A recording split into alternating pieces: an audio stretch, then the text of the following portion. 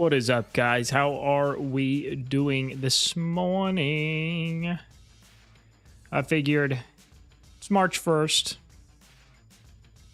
We're in the first 24 hours of San Francisco. Might as well get on and start our Friday off with a good stream. What do you guys think? Just got everything kicked out on Discord, so we will see if people start to trickle in here shortly. Dark Wolf, what's up, brother? How are you, my man?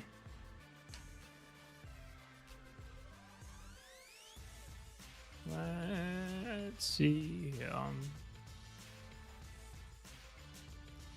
Could be better. Got a really bad TOC matchup. 4 9-bell alliances in gold 2, a 13, and a 15. Well, yeah.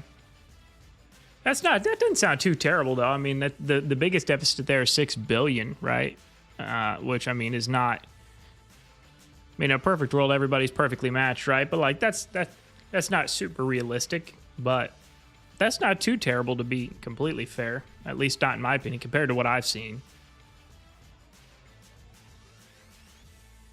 Let's see, but I do hope that works out for you. We are in our Theater of Conquest Event 2, and it is pretty boring so far, actually. Well, let me disable the tags, so I might as well do that. Tough fight ahead of us. Oh, yeah. Now, let's see. Show alliance tags. All right, got that disabled. One of those active and strong alliances. Yeah. Let's see. All right, disabled tags. We've got basically. Oh shit, Phoenix is getting it done. Okay. I see you, Phoenix. Getting after it one time. I was really hoping this WAF team was going to push over to us, but it doesn't appear that is going to happen. Colin, what's up, brother? I appreciate you coming to the stream. Let's see, is AOW coming this way yet? Nah. Not yet. I think GHK just put it on him. How much longer till that burn's done? 9 hours? Damn.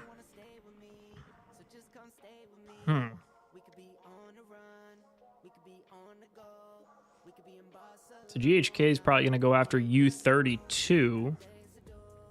AOWT seems to be coming over to us slowly. Man, I hope like hell so. Who's this lone wolf out here? That's probably not a terrible idea. Yeah, this guy's got it. This guy got something figured out.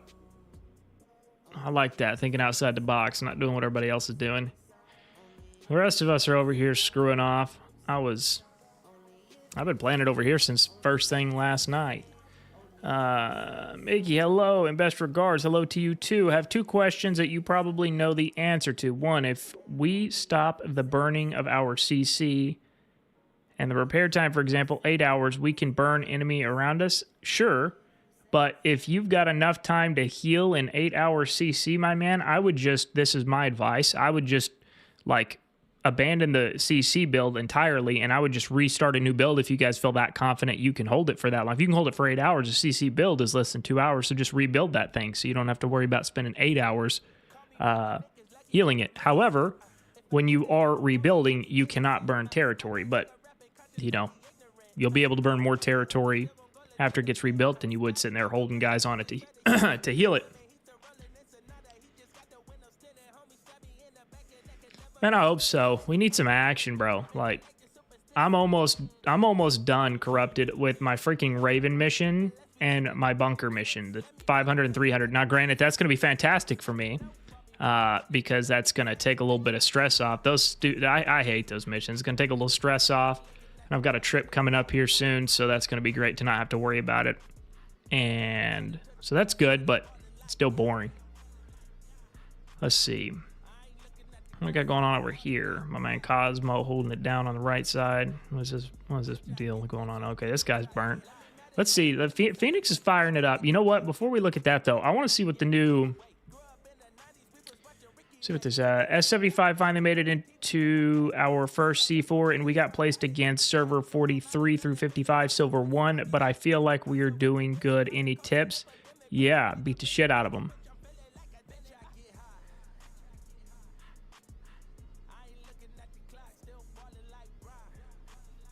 Let's see here. Oh, I was watching this kind of standoff last night, and it was a standoff for quite a while.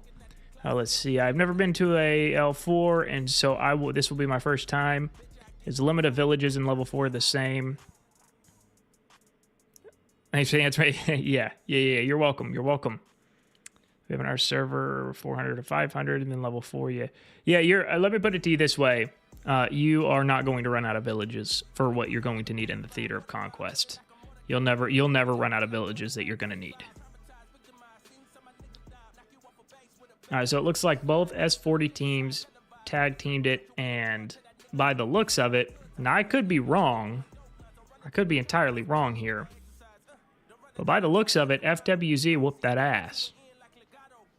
Now, to be fair to Server 40, I watched him last night Rick roll FWZ for a good period of time too. So that is, I'm certainly not, I have zero ties to either team, so there's no bias. Oh shit, okay, maybe I'm wrong. Maybe it just wasn't loading.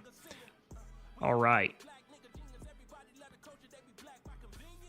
Okay, maybe I spoke prematurely. It looks like S40's making a run. What we got here? Okay, I stand corrected. It looks like Server 40 is whooping that ass. I'll say this, so for being in 2v1, FWZ, like I said, I watched last night. It was a stalemate for a good bit, but all three teams, I shouldn't say both, all three teams, both servers, though, are doing freaking awesome. Like, this has been a lot of fun to watch.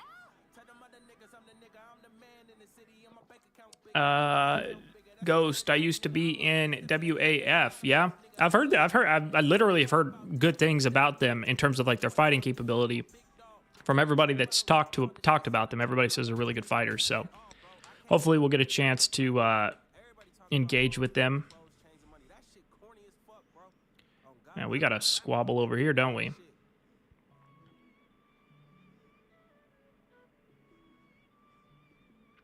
Man. Okay. Man, this looks like fun.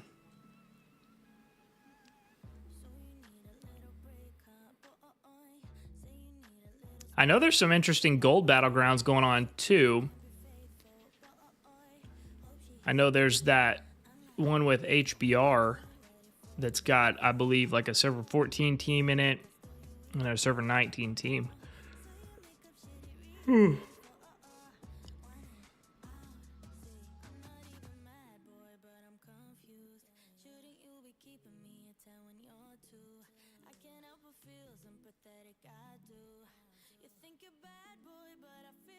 Let's see.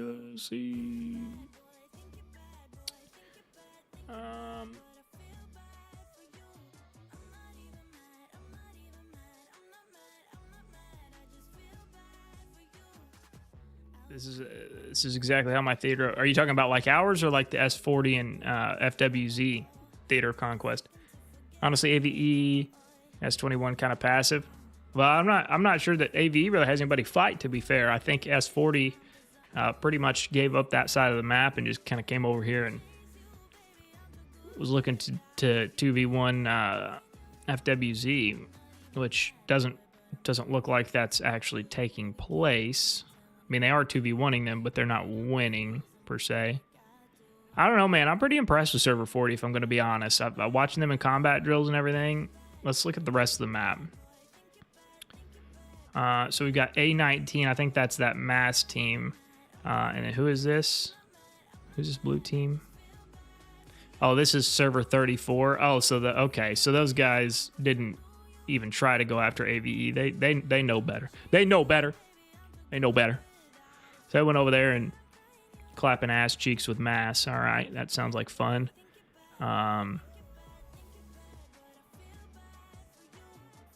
Let's see. It looks like Goth is Goth pushed out? Nope. Haven't seen 21 make an attack yet. Where are they? Oh, they probably don't have anybody to attack. Yeah, they've got, who is this? This is FWZ up in the center north there. And then they've got Goth, which is another ally in the south, or south to them. Is Goth pushing out this back way, or are they just not? Why is 21 doing that? Why are they are Goth and S21 fighting? Am I confused by something? Or did I miss something, rather? Last I heard, they were allies.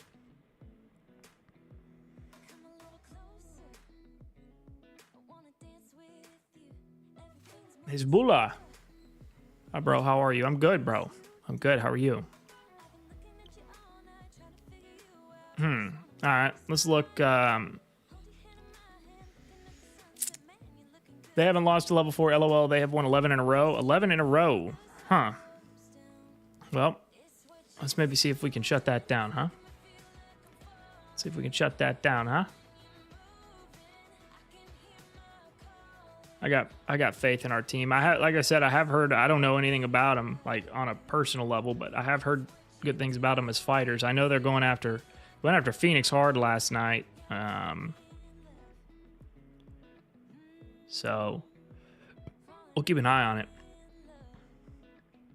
It looked like they had like 4 or 5 guys from the AVE Paramount team, because they had that Paramount avatar frame or whatever you call it. So it looks like they've got some pretty strong fighters. Yeah, here's one right here, Jackie. 545 mil. I don't know. We got my boy Arctangent, though, in Phoenix here. So when he reached out, it was an easy, yep, we'll work with you. I've heard good things about Phoenix, though, too. So we're going to see how it shakes down. Let's see who the rest of our... I should know this. I don't... okay, so we got AOW on the other side. We got GHK, which is also a fellow Server 42 team. U30, which is one of our enemies. I think we're allied with IX. I'm pretty sure we are. Yeah, I'm pretty sure we are. And then Vang. Huh. I bet Phoenix could probably... Well...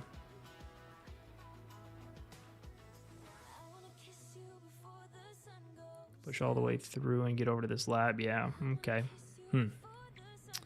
Let's see.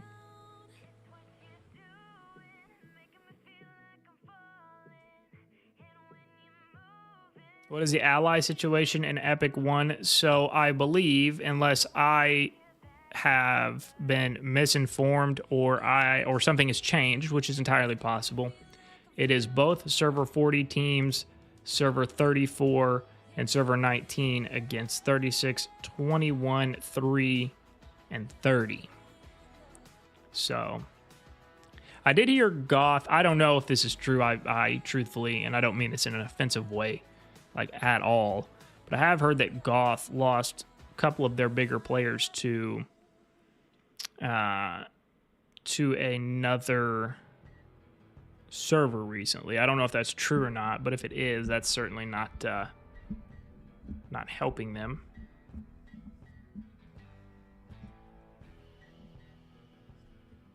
They most active at reset. Yeah, that's what I heard too. Death. Let's see. There's one I want to check on. Where's the HBR battleground? Oh, here it is. So they've got server 6, which was an epic last time. We've got S30, which broke into smaller factions, SUSL and S30, to avoid epic. They've got the remnants of 14. They've got the remnants of mass. They've got ZD. Let's see what's cracking on this front. I think HBR is working with server 14, I'm pretty sure. But I wouldn't quote me. Okay, so 14 and I guess what was 14 were allies with 37 and 40, but it would appear that that is no longer the case because HBR and 42 is allied with 14, the 14 team. Except they've safe zoned one of the 37 teams. Huh. All right, copy that. Looks like ZD got put in the safe zone, but they're lighting things on fire. All right, let's see if we're getting any action here, folks. This is unbelievably boring. My goodness. I really hope we don't have to wait the whole time before we... I really hope we don't have to wait till Zone 2 before we can actually fight. That would suck nuts. So I guess it would appear... You know what? Okay, AOW's crack-a-lagging out here. Man, I'll tell you what, dog. I don't want to leave now, you know, but like... Because I got a frontline seat here for WAF, but the question now becomes, do I need to swing it over down to AOW and, you know, pay them a visit or not? I don't know. What do you guys think? Do I or do I not? I'm gonna let you guys make the call. In fact, hold tight. We're going we're gonna do this the right way. We're gonna do a formal poll. Let's see. I'm gonna do a formal poll. Let's add, what do I do? Stay at what are they? WTF? No, they're not WTF, are they? What's their name? WAF. WAF. Okay. WAF. Go to AOW. All right, start poll. We'll run that for a few minutes.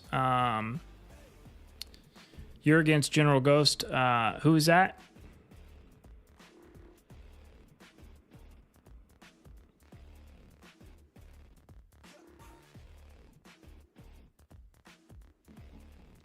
Let's see.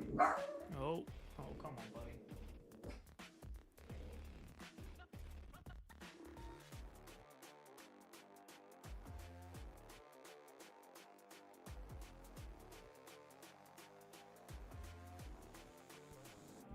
All right, sorry. I think my dog heard a gust of wind outside. Now he's got to be the big bad guard dog.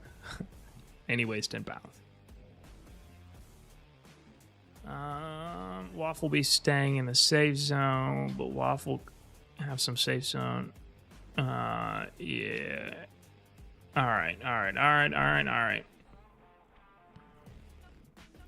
Yeah, I'm not sure who that is, Ghost. I don't know.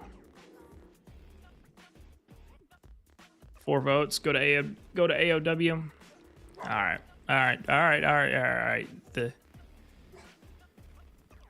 Yeah, you're right. They're not gonna do much.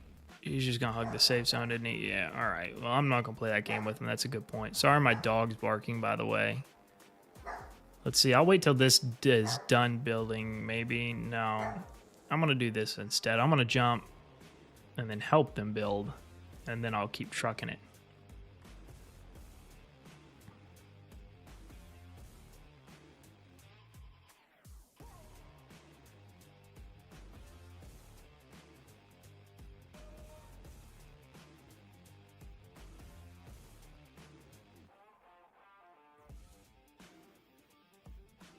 She's another Warpath content creator? Huh. I haven't heard of her before.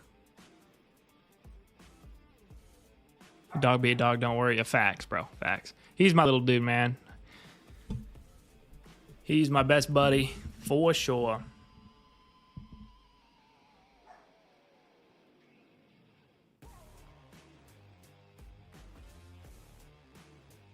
Let's see. Can you guys hear everything okay? Music all right? Not too loud, not too quiet. Everything just right. You guys, mic good, mic quality good. Actually, let's go ahead and we got enough votes to sway me, so we'll end the poll.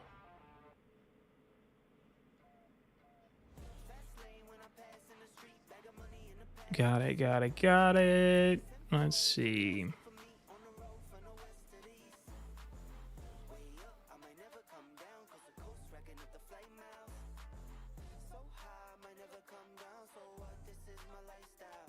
Oh, okay.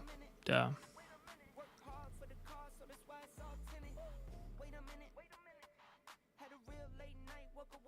I would just disassemble all my troops and call it good, but I've got my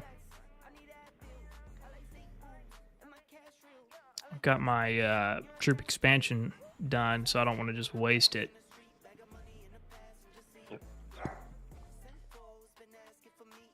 Yeah, it's fine. All right, cool. See what the build time is now. 11 minutes. All right, so we'll help with this. Let's keep an eye on this Phoenix fight, because Phoenix is our allies, so obviously the better they can do, the better it is going to be for us. It looks like, I mean, for WAF, for it apparently being their downtime, they sure do have a lot of activity, so I'm not sure that it's their downtime.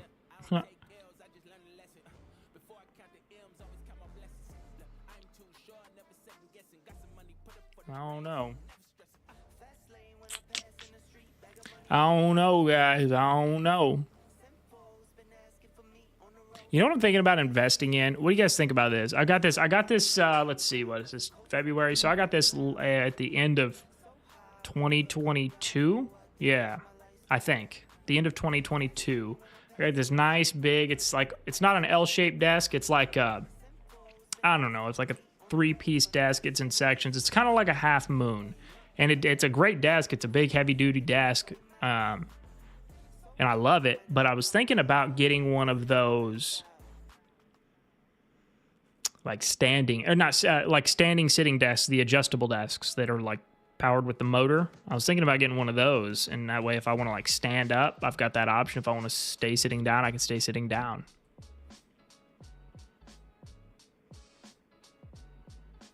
Never seen such a big skill fight before. Haha, seems way too complicated. Big skill fight, what do you mean?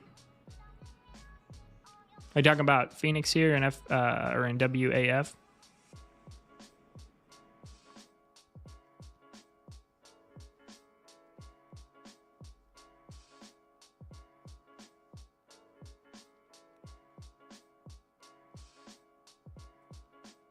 Oh yeah.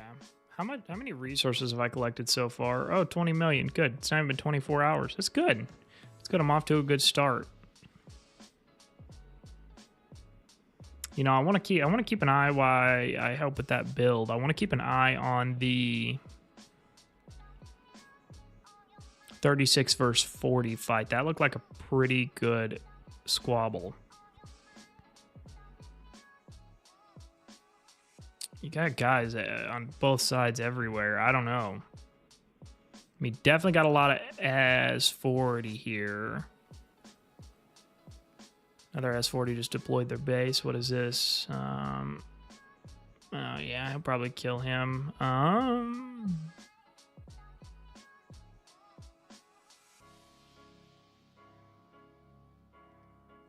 What's this base? 298? He must not have troops trained, or does he? Yeah, he doesn't have all his troops trained, that's why. You got Professor K coming in.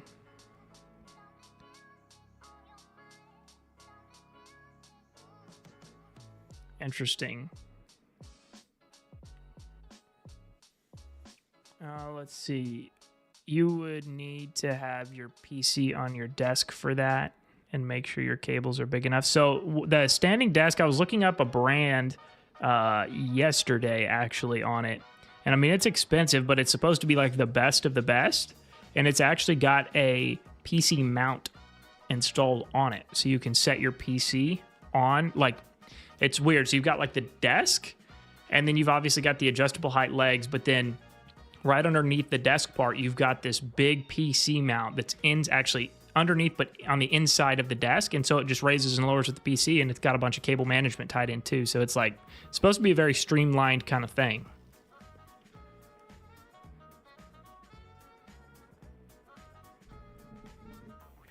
What brand? That's a good question. I've got it on Google. Let me look.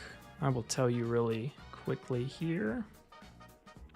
It is Secret Labs.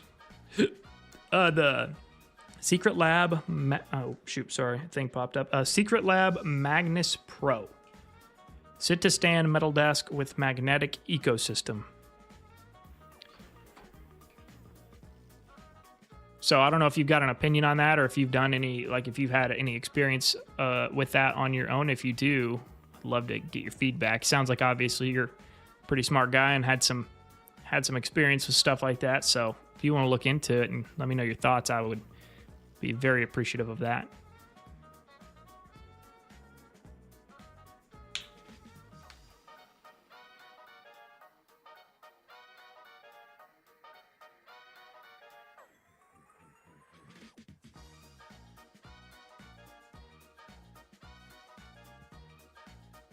This old boy's going to get after it, isn't he? He's going to try to knock that base out. He's going to do it, too.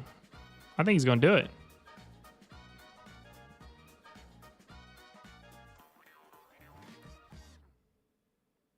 Pretty dang close. If he had some support right there from that Artie group, man, they're done.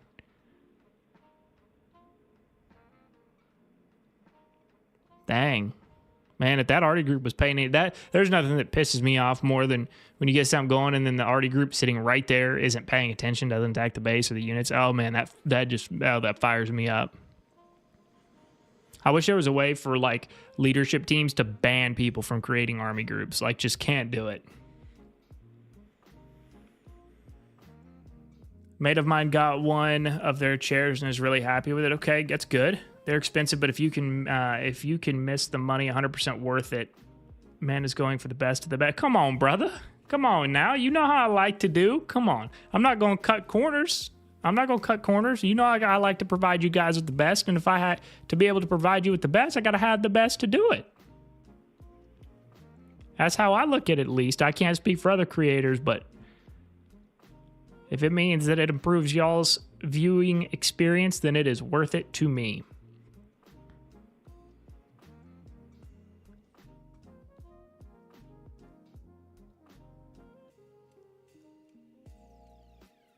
Well, of course, you got to make sure your PC can fit on the bracket they deliver. Yeah, it can. I checked the specs.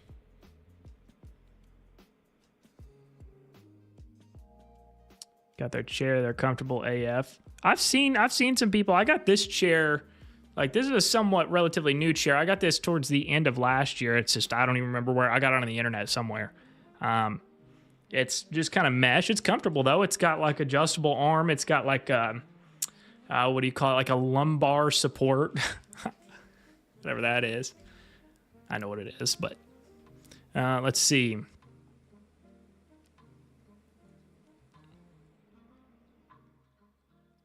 Or when the tanking group isn't. Yep, facts. Might as well buy the chair then. Well, yeah, but see, I would, but I got this thing. I like this thing, actually. If you got to sit there, you got to sit there. If you got to sit, then you got to sit on the best. That's exactly right, baby. That's exactly right. See, now you get it. Come on. This is an investment right here, right? Like, I'm here to create quality content for you guys. I got to do it. I ain't gonna cut corners now.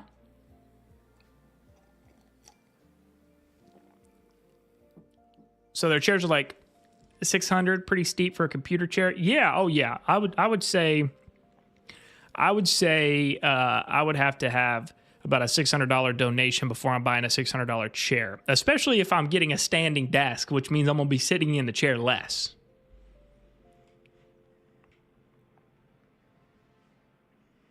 I don't know. The math just don't really math on that one to me, but investment in no back pain and bad posture. That's exactly right. Well, they've done a lot of studies too, which is pretty interesting. They've done a lot of studies on. He's gonna like that. He's gonna like that Artie group. That's smart. They've done a lot of studies on like people that like work for home, for example. It's not even just work from home, but it's people that it's like work at a desk a lot of time during the day, or like they're sitting down the majority of the day. There's a lot of research now that says that is pretty bad for your health long term.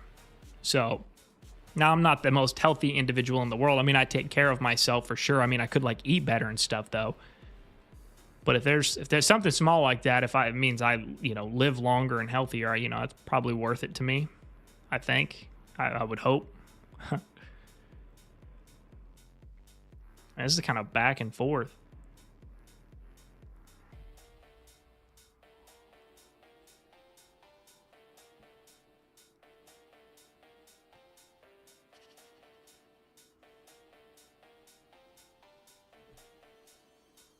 Just 40 gonna knock out this Artie group. They might do it. I think they're gonna do it. Yeah, they're swarming them. Yeah.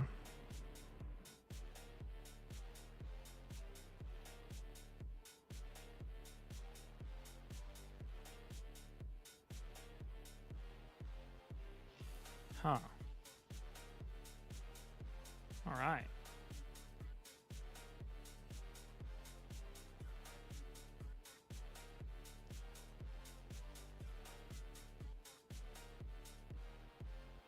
As long as you get your daily activity, it should be fine.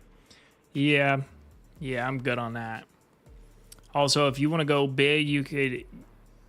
Also, if you want to go big, you could get a paddle or thread mail for more healthy stuff while gaming. All right, you're going to have to... You've piqued my interest. I'm not entirely sure what that is. Get a paddle? Oh, treadmill. What is a paddle, though? What do you mean by that? I mean, I know what a paddle is. I'm assuming that you're not talking about just a normal paddle.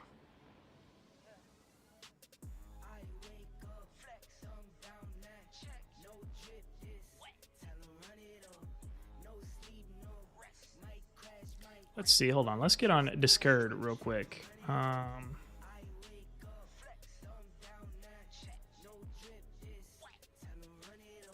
Let's see. Where's Legion? Let's go. Let's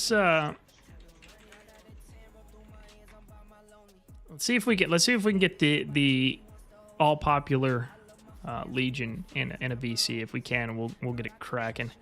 Sorry, Mad Buffett. No, you're good, bro. You're good. I think he means those under desk bike pedals. Oh, got it. Yeah, sit there and ride a fucking bike while I'm gaming. Can you imagine?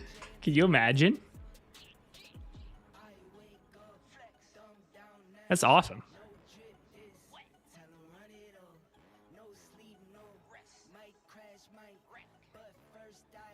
Let's see.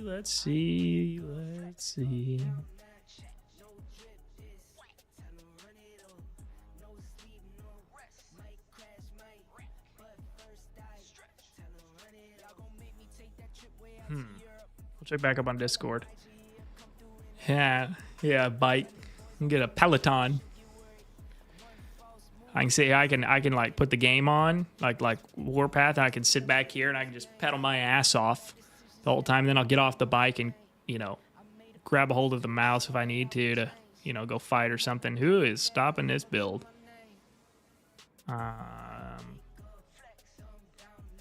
Oh, this cat right here. Well, keeps you healthy. That's right. I sit there, pedal my ass off.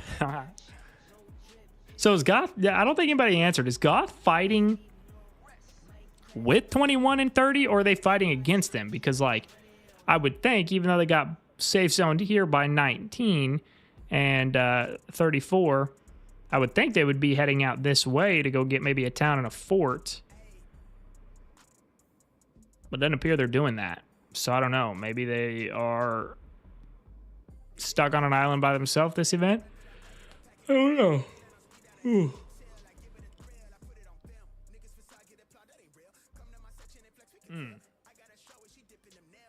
Neo. What's up, brother? Got a pedal to keep the tank moving forward. Can you imagine, bro? I'd sit back to pedal my ass off so fast. I'd be going so fast, Corrupted.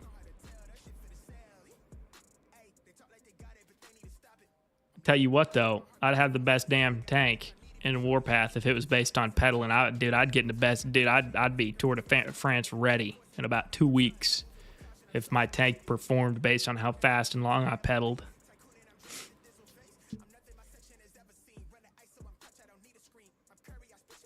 I have to check up with my friend Vest40. Yeah, I'd be curious because Goth seems to be kind of on an island right now by themselves, and I don't know. I'm assuming this is built. No.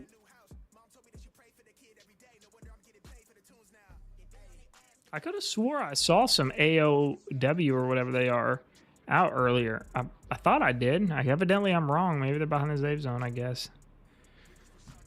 Okay. Well, maybe they'll come out because I just abandoned my post over here.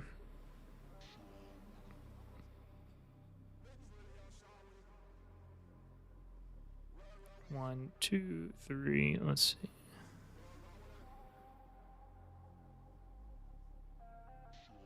Oh, I don't know if that'd get it. I don't think I'd get it. It doesn't matter anyway, but still.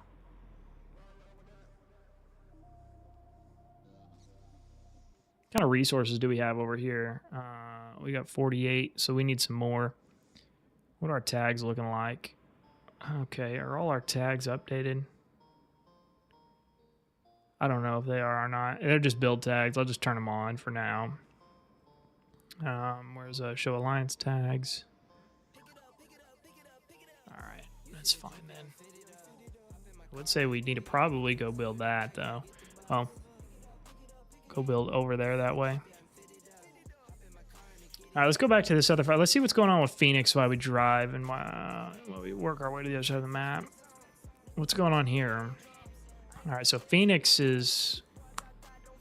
Well, Phoenix needs to do... What is... Okay, yeah. What Phoenix needs to do is, if I am Phoenix, now that they've got established, they need to rebuild that CC if they're active enough right there. So they're blocking any access across that bridge. And the only other way these boys can get across is through this choke right here. And if they bottleneck the piss out of that choke, they should be okay. They should bog them down, which is really all they need to do for now. Can we get over there? Can I fly my plane over? I can't, can I? Nah, fucking safe zone. WF is making a push. Your tanks be moving it. Dude, my tanks be hauling ass everywhere if I'm pedaling, baby.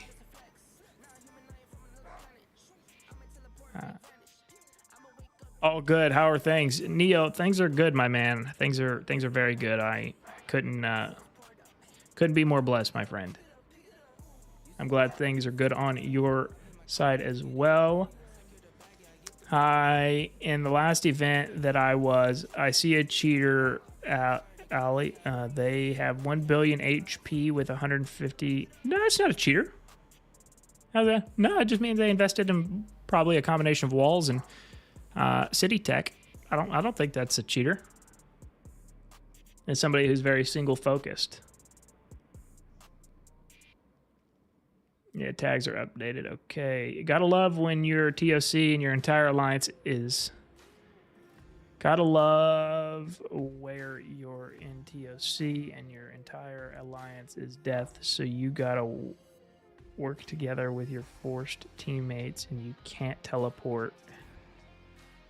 Huh.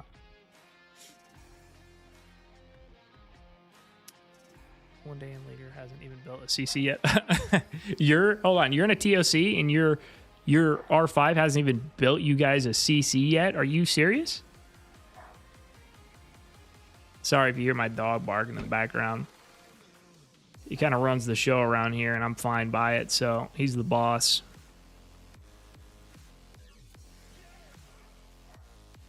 If he comes in here, if he trots his little ass in here again, we'll get him up here on stream, so that way you guys can visit with him.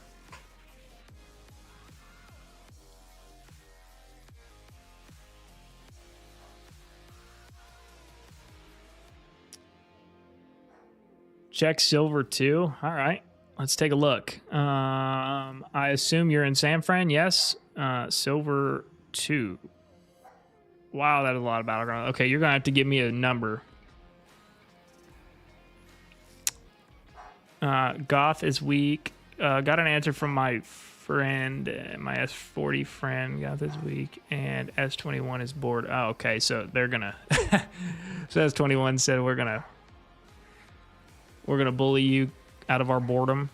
You know, it's, man, that goes back, and I love S21, man. Like, all those OG guys, like, I've got a good relationship with I Have No Money. I've got a good relationship with all of those, like, core S21 guys. Like, so nothing bad to say about them at all. Truly.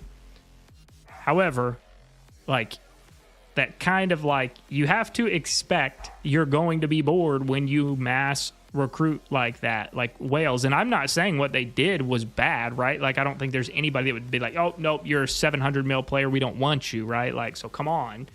But I mean, come on, right? Like, you can't can't always have your cake and eat it too. Sometimes, but not always. And you're going to be bored when you're, 40 billion power stronger than most everybody in the battleground. So that's their fault. 0396. All right. 0396.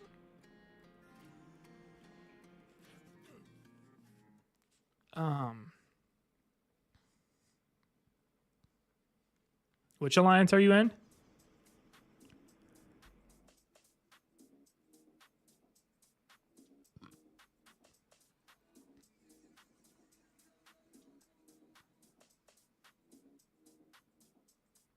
It looks like, unless I'm crazy, which is entirely possible, it looks like everybody's built.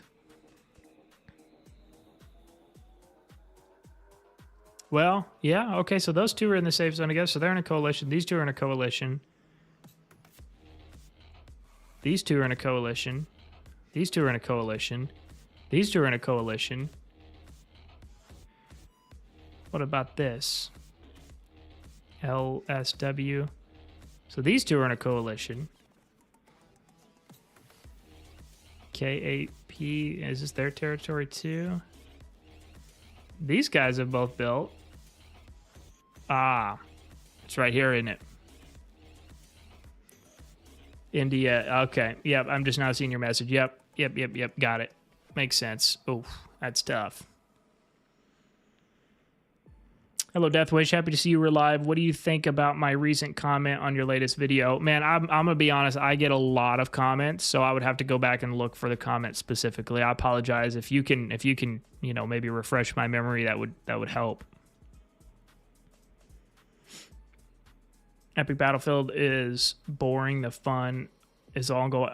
Dude, I know. I was a little. I don't know if skeptical would be the right word. Last event going to gold, it was the first time I'd been to gold since like the second or third Theater of Conquest ever, when I was still in server 13. It'd been like over 2 years since I had competed in a gold battleground, but I was excited to see how it was compared to Epic, and man, I was pleased. Like, I was actually pleased. Like, I think it would be even better if there was 255 players in every single one of the teams. I understand why there's not, also, to be fair, but man, gold is kind of fun. I agree with you, Carney.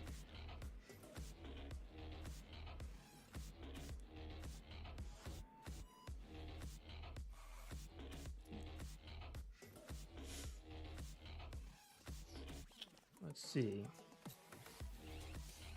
Deathwish, I love your last video. It helped me so much in this event. Yeah, I'm good, man. I'm glad to hear that. I appreciate the kind words. It's today's video, so you'll know. Oh, the resource gathering one? FWZ versus S4. Yeah, that looked like fun. That definitely looked like a lot of fun. I agree. We're going to keep an eye on that. What is this? Man, or WAF. Jeez, man, I keep butchering their name. And they just keep coming. I think this guy was in server 24 with us, actually. I'm pretty sure. I don't know. Phoenix seems to be like a pretty solid team, all things considering. But like I said, I've heard WAF is like the real deals. But so I'm excited to hopefully get to fight them. So annoying, I can't even teleport into my coalition partner. That sucks. Current rocking it with my alliance, RZ. It's only a waiting time until AV and 21 get bored disband. Yeah, oh yeah, for sure, bro. I don't know if they'll disband, but I know what you mean by that. I would think so. It'd be great if there was 10, 12, 14, 16 teams at that level and that caliber. And I think there could be, I do think, I don't know about 16, but I think you could get 8. I think you could get 8 if you got all of the players, all of the strong active players. There's a time, if you really look around, there is a bunch, a bunch of a really strong and really active players scattered everywhere between silver and gold and then obviously legendary. If you could get those players up those really strong players in gold, especially into legendary, you could make some powerhouse teams. But I understand the flip side of that conversation on why people don't want to go up. I don't know, man. There's some things. It's a great game. I do know the developers are really trying to fix the problem. And like I said in my video, if you guys haven't watched it, like we as a community definitely have to have some self-reflection and have to have some responsibility for our own actions, right? We can't go join mega teams, right? And that's coming from somebody who did do that, right? Like in the past at server 14. But I didn't continue on the trend, right? Like, because I saw like, okay, well, I can't be in a team that doesn't ever really fight and complain about it. You know, I got to go somewhere if I want to fight where I can fight.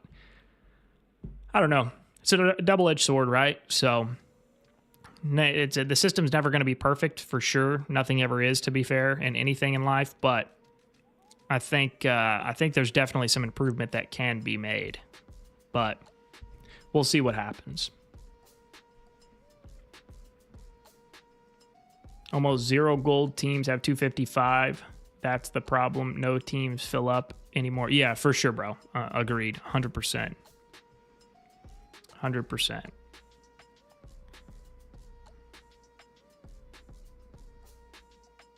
So yeah, I don't know how is gold, because the two gold battlegrounds that I've been in the past 2 events, this event and the one before, I was in gold 1.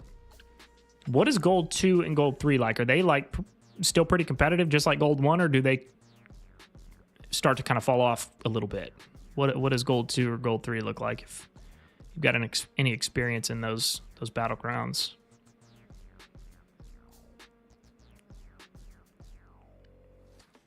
There was miscommunication. Oh, Carney, we're coming by you at some point. There was miscommunication with your R4s. I'm ZDR4. Hey, bro. Deathwish, we were stuck in San Francisco. 40 billion teams, including mass. Yup.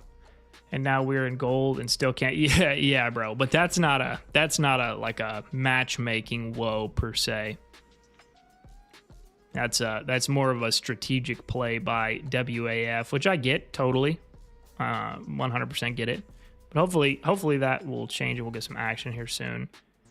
Let's see, what are our resources looking like? 71. How many tags do we have up? I want to corrupt it. If you're watching this, let's try to build this here and build this just so we can totally seal their safe zone. So if they want to come out, they've got to burn us first. And it'll give us a chance to jump in on that safe zone wall. I say we try to get a little shaky bait going on there, baby. Maybe they could find a way to force teams to fill up. Well, that's the problem, right? Like you start forcing people to do things, and you're taking away the like human control aspect of it, and that's gonna. Dude, I'm telling you, most people, including myself, you try to force me to do something, I ain't doing it. I ain't doing it. You ask me, right, and you give me reason and justification why. Sure, I'll entertain your idea, but you force me to do something, probably ain't gonna work. So that's the problem, right? Like I totally get what you're saying. Before I joined HBR, I played Gold 3 with friends, and we were just steamrolling people there. Very few teams with fighters. Okay, so Gold 3 sounds like kind of a fall off. Huh, interesting. Gold is fun because it's easy to dominate for epic players. Man, I mean, maybe. I don't know. You know, to be fair, I'd be lying if I said that, you know, I knew exactly what the approach of all of the teams were in Gold, but I mean, the last event that I was in it was a good time, man, and it was, I mean, we got throttled, but it's probably the most enjoyable event I've had in terms of fighting since the Paramount Cup, if I'm being honest. I guess it was kind of the first thing since second event since the Paramount Cup, but still. And I don't think, let's look here. I don't think the upcoming Paramount Cup is going to be that fun. I mean, Server 37 broke apart. Now, they may come back together for the Paramount Cup because they've got a pretty good crop of points here. So they may still qualify based on points if they want to. They may stay below the minimums to qualify for the Paramount Cup. I don't know. But they broke apart to avoid Epic, which, I think that I'm not knocking S37 by any means, but I think that kind of says a lot about their confidence and their approach to the game. If you're building what is considered one of the up-and-coming, Epic level teams, and you break apart to dodge Epic, which is, they're just dodging competition, then that's, I don't know. That doesn't seem like a team I'd want to go to, but maybe there's something I don't know. S40 is legit for sure. AVE legit. S21 legit. FWZ legit. Goth is legit. I don't know how long they can survive the test of time. And I don't mean that in an insulting way, because I like those Goth guys, or that, I don't really talk to a lot of, but the ones I have talked to have been cool. I've talked to their R5 a little bit in the past. Seems like a really nice guy. But they're just, they've got the fact that they're an older server working against them. I mean, they've done well. They just don't have a whole 255, and I think fully trained up. I think they're around 72 bill-ish. They've got some whales. I did hear they lost some, but I don't know if that's actually true or not, and I don't know if they did lose them where they went. I mean, a pretty good team, though, I think. I mean, they've got some talent for sure. Yeah, I don't know, man. I don't know. So Goth will probably be in more than likely. This server 14 team won't be, even though they're in the eighth spot right now. I mean, maybe they will. I don't know. I wouldn't assume they would be, though. I don't know. Mass isn't going to get. Neither of these teams are going to get points, Paramount Cup points this event. But I don't know who else would be in their place. Because RZ's out. RZ dropped down. I don't know. What do you guys think? If you guys had to make an early prediction, who do you guys... This upcoming Paramount Cup might be like really, really boring. Unless something... I was talking to Vive on voice chat last night, and he made a good point. He's like, unless something like really just out of left field unexpected happens between now and the Paramount Cup, like, it's going to be a pretty boring event, especially compared to last Paramount Cup, where it was like bare knuckle, drag down, knockout fighting from literally like the rip. So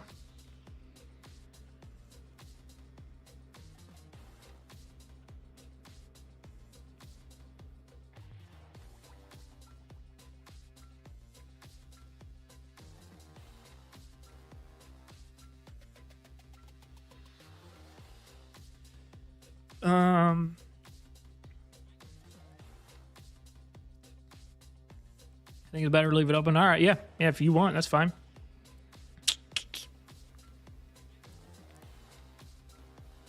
Carney, yeah, I've seen you guys are lower in power. We, RZ, 38.8 bill, got put in Epic, won last level 4 versus AVE, S21 Goth, FWZ, the other 21. We safe zoned 21, who were 58 bill, and 100 more players. Yeah, interesting. Makes it more attractive for them to push out, hopefully.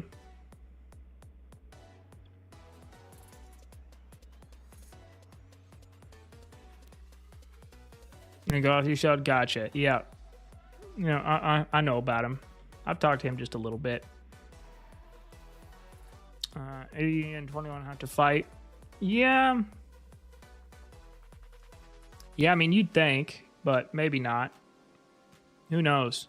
I mean, maybe something happens and they have a falling out with each other. It wouldn't be the first time that some, two top teams have a falling out or something along the lines. I mean, maybe they don't though, right? So who knows? Who knows what the future holds there? Unless y'all can push to top 8. Well, we can't push to top 8, right? Like if we put together like our SV42 team, the HBR team, and the GHK team, like, yeah, we 100% are in that conversation for legendary or epic for sure. But there's really no point for us to do that now because we're not going to get any points from this event Didn't get any points from last event, so we wouldn't qualify anyway because the race is going to end by the time we would have another chance to compete. When does the race end exactly? It's in April. Points race is going to go to April 1st, it looks like.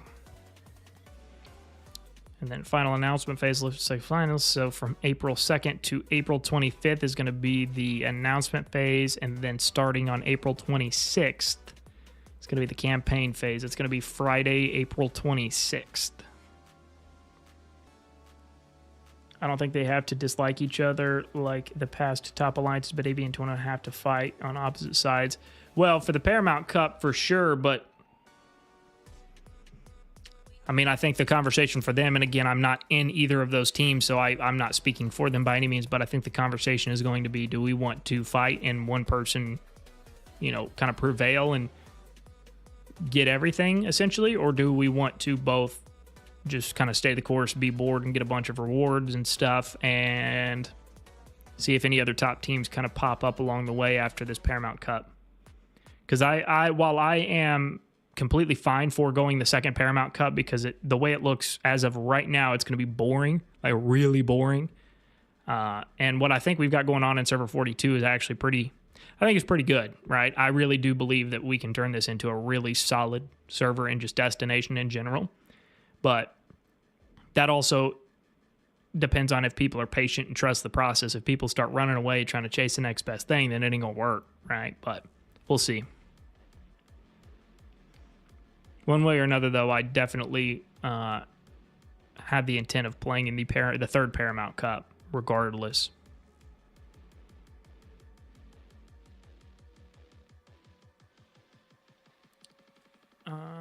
Who would win, AV or 20? That'd be a great fight, man. AV on paper's got a little bit more power about. Now, obviously, it's not exact because, you've got troops trained, troops buffed. Some may not have troops trained, but I think AVE is maybe like 1 to 2 billion power stronger overall on paper than 21. Man, I don't know, man. I'd almost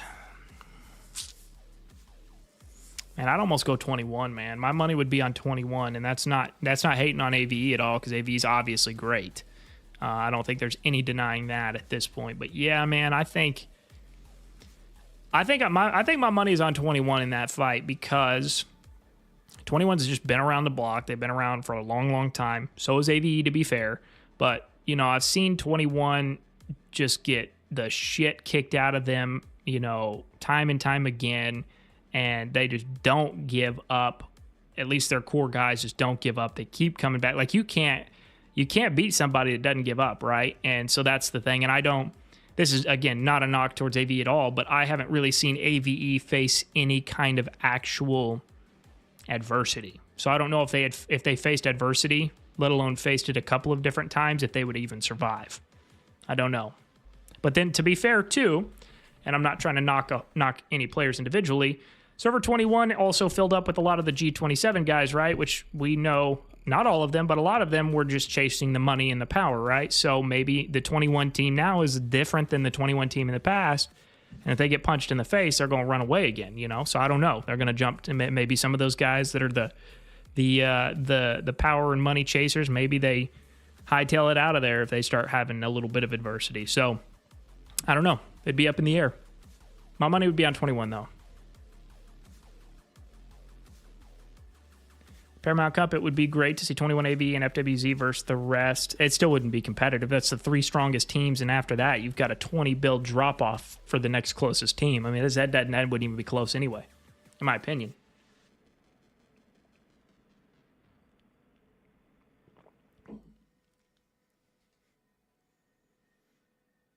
I think AV has more G20s.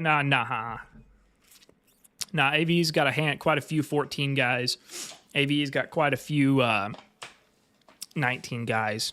They do have some 27 guys for sure, but they've got a lot of guys from earlier servers too.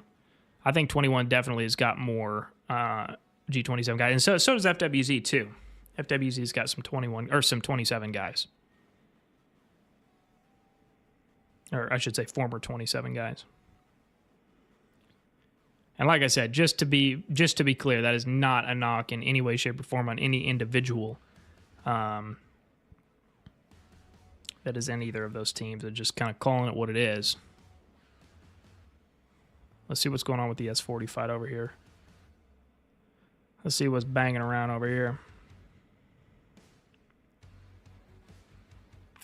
We got any building going on? Okay, what do we got? Everything coming to a head over here. Man, okay. 40 may end up making out ahead on this deal just out of sheer numbers, but I say this though, FWZ they're doing very well, especially for being down in numbers. They're still holding the line, it looks like. Got Atonement right here.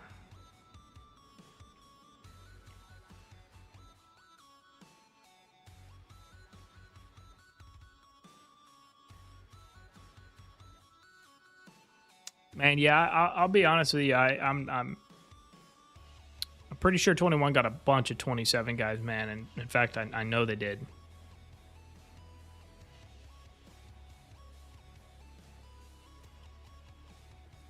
Maybe not as many as like 30. I don't know. To be fair, I don't know. So I'm not.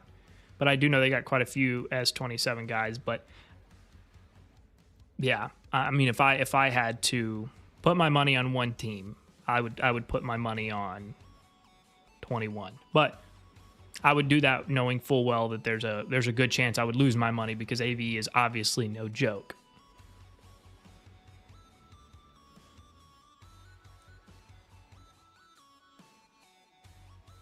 What's this looking like? Are they stopping at me? Yeah, okay, they're stopping at build. Okay.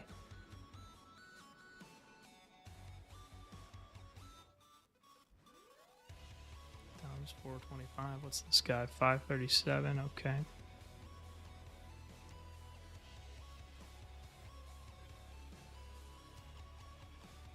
Yeah, I don't know. Yeah, 27 split mainly between 21 and FWZ.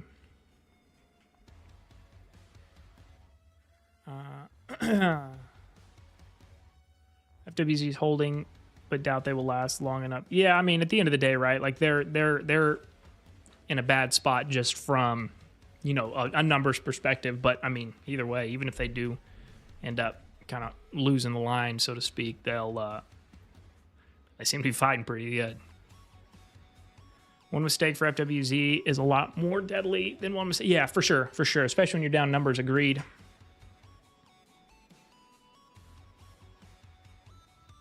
Just seems like 21 and ABE siding are always going for the easy wins, but easy wins get boring. Only time will tell. Players will leave. Yeah, man. Once upon a time, I would have agreed with you. I really would have. But then again, the reason I would respectfully disagree is because once upon a time when I was in 14, saw the same thing happening, right? With 14, and especially 14, and then 19 joined into the fold too, and they started allying together. And, you know, I'm like, people are going to get bored and leave because there's no fighting ever. It's all predetermined rewards. And, man, I was wrong. A handful did, but most stayed and just free load off the rewards, man. So I don't think I don't think a boredom would motivate most of the players to leave. I really don't. You would think it would, but I don't think it will. I think they'll just keep freeloading it until they can't get rewards any. And that's what I was saying, man. If y'all watched my video the other day, you know, I know it's not a perfect solution, right? I don't think there is a perfect solution, but what I was saying is if you keep letting these guys match make, right? And it's not a knock on them at all, but if you keep letting these guys match make, you're just feeding the beast, right? And what I mean by that is the rewards, right? They're going to get a ton of refined components, ton of all of these other things, and you're just feeding the monster. I truly believe that I definitely think there's other good ways to solve the problem. I don't know what those are. I've seen some. I'm thinking about doing a video where I cover all of y'all's like some of the interesting suggestions I got. There was some interesting ones, but I really think that for the most part, I think it's going to come down to just going to have to stop them from fighting. Just make them get not match found over and over and over again, and they'll eventually break. G27 had a list of over 100 plus players that were going to go to 21, but they got stopped by Glory, and less than half actually got to 21. Yeah, that part is true. You're right. I mean, definitely not all of the players got into 21. I totally get it.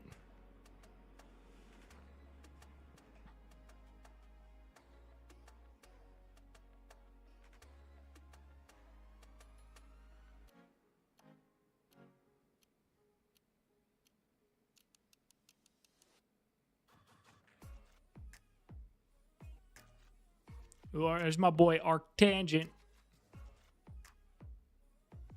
That's my guy right there. That's my guy right there. Y'all should hear that man and voice chat. He is the funniest dude that you might ever come in contact with. Let's see how.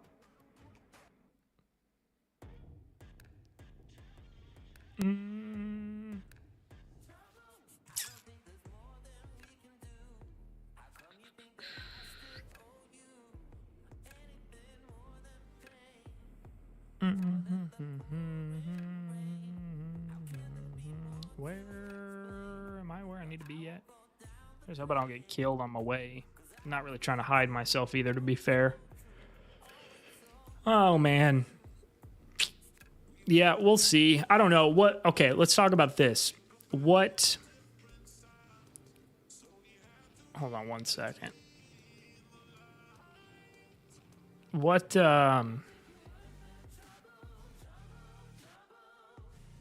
What teams do you guys think will make it into the Paramount Cup if you guys had to make a prediction?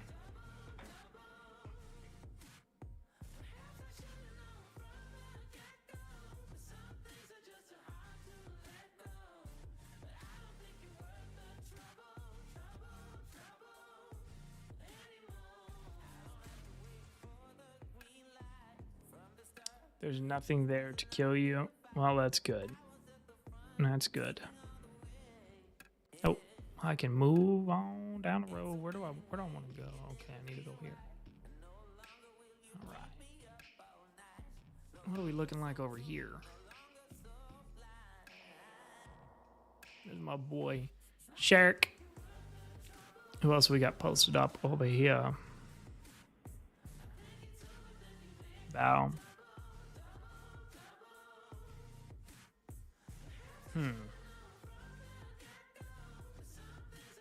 I want to look. Hold on. I want to look real quick while I keep moving it. What is this, sir? Let's go here. Where's H? Okay. Where is the server for this one? Who's in this one? Okay. And they lost. Lost quite a few people, didn't they?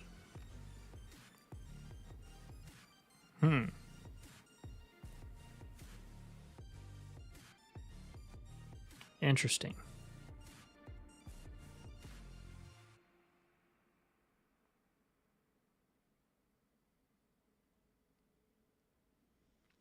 Interesting.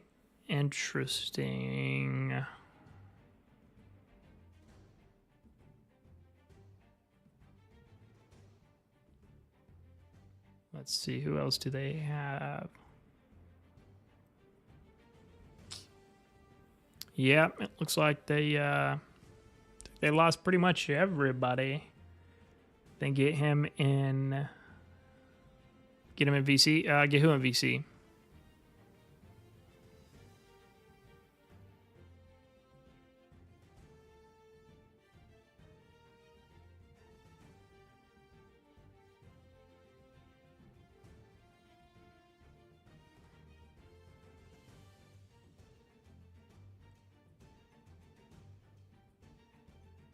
I'm hoping S40. Wait, let's see. S40, as I said, garbage. Can't even fight a 2v1 against equal opponent. Huh. All right.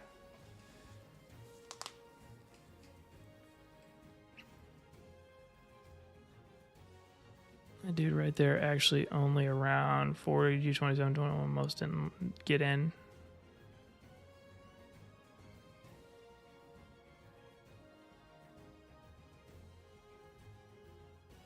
Huh.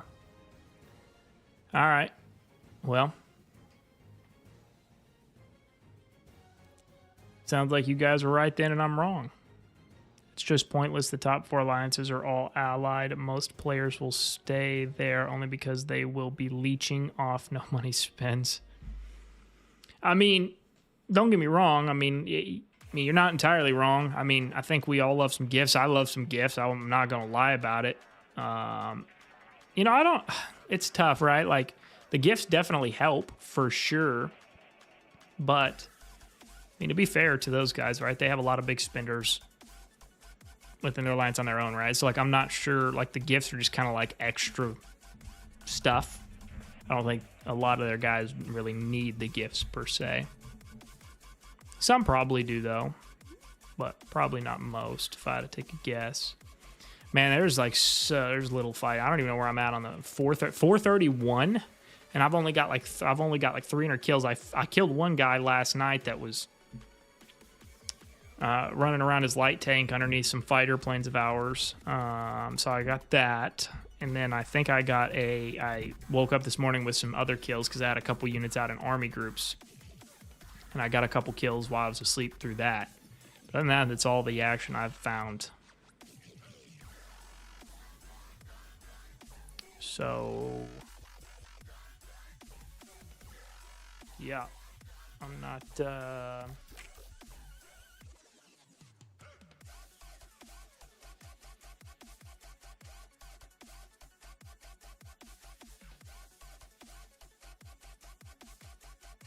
I'm hoping I'll get rack up some kills here pretty soon.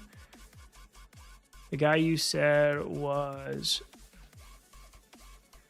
well, I'm sorry, what was the question?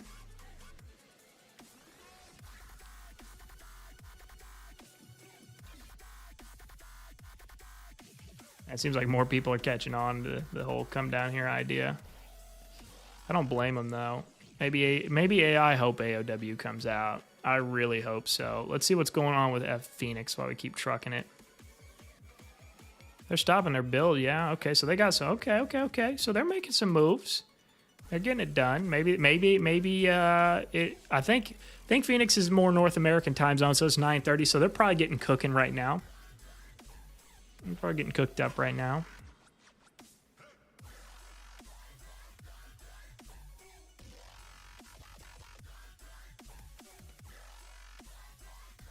What is the space? 239. Oh, they'll drop that quick.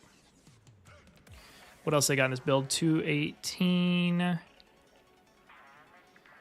Got a 218 here. They've got a 151. They've got a 142. 203. Oh, they can clean house with this fast.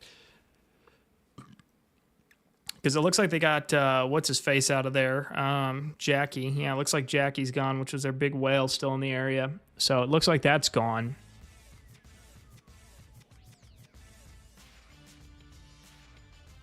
The guy you said was so nice. What about him, Dark Wolf? Who are we talking about right now? Sorry.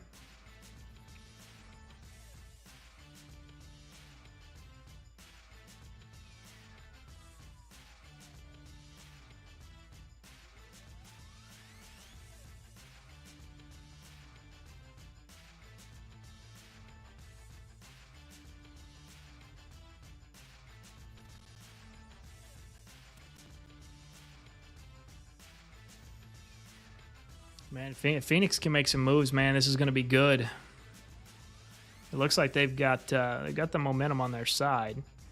That's for sure.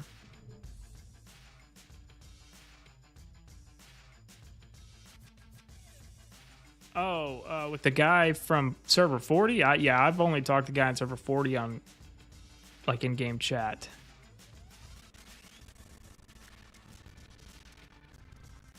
I did. Legion was the guy I was talking about earlier, like getting in a voice chat. I messaged him, but I haven't heard back from him yet, so he may be working.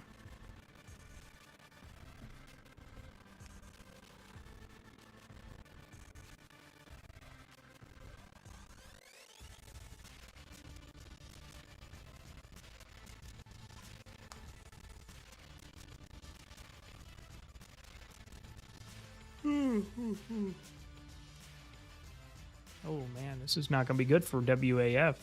No, no, no. They're going to lose that group. They definitely going to lose that group. Running it into an Artie group. They're going to lose that group, too. They're liable to, anyway.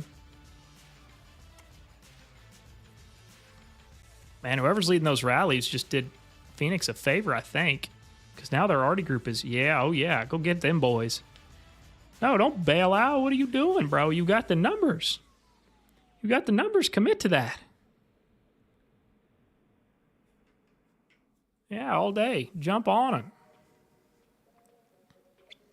Yeah, man. WAF just kind of gave them a little bit of an advantage. Look at that.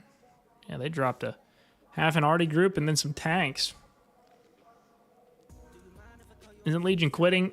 I think he was, or had like hinted at that for a period of time, but no, I don't think so anymore. Now I'm not. I could be wrong, but I don't think so anymore. Let me see where my base is at. I mean, I hope he doesn't quit. That's my guy right there. We've been boys since the very first ever Moscow Theater of Conquest event, almost like 3 years ago, 2.5 years ago. Man, that's been a long ass time. If you want some more legendary teams, you need to implement an individual player power cap for gold tier and lower to force higher power players to play. Well, so that's the problem, right? Like, I get what you're saying, and like if they did do something like that, would it work? For sure. But that's where the water gets a little muddied, right? Because then you're forcing players to do something, essentially, and you're taking away the human aspect of it, which is why that wouldn't work, because there are there some like really strong players that play like lower gold and silver that are there just strictly to bully? 100%. 100%. But there are genuinely a lot of really strong players that are simply there just because they like to play with their friends, right? And so if you force them to not be able to do that, those players aren't more than likely going to go up to Epic like you would, hope they would. They're just going to quit the game. They're just going to go play something else with their friends because they want to play with their friends. And so that's where the problem is if you start like forcing people to do something, you start to not only push people away from the game in general, you're going to start losing money.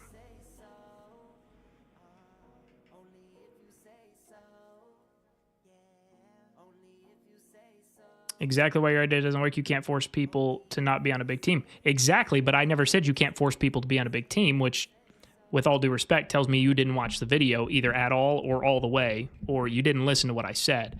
Because I never said that you can't force people to be on a big team. In fact, I said the opposite. I said people can still join those big teams, but they just have to know ahead of time that when you're on a team like that that is just night and day stronger than everybody else, you can join it all you want. You just can't fight on in a Theater of Conquest event because you're not going to find a match through matchmaking. But you're not forcing people to do anything.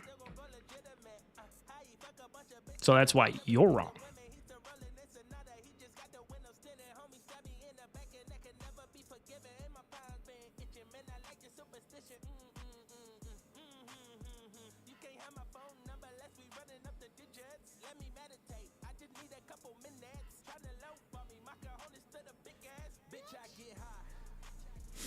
Let's see, is music shut off or did I... Okay, no, I restarted it from the top. And I genuinely don't mean that with like any disrespect. So I was like halfway kind of just messing. I don't know if it came across that way or not, but like that's where my thought process is like players can still choose to do, but listen to yourself, you're taking away level 4 from them. I mean, well, but if people willingly know that if they go to these like overpowered teams, they can still do it. I'm not sure you're fully comprehending what I'm saying. You're not taking a choice away from anybody. They just have to know ahead of time that if you do this and you are like night and day stronger than everybody else, there's not going to be another team that can match with you because there's no equal opponents. Like that's I guess maybe we're not fully on the same page here. Or maybe I'm just doing a very poor job of explaining it, but I don't really understand how that's forcing people to do anything. Now, it's taking away the ability to do something, but you're not forcing them to do anything.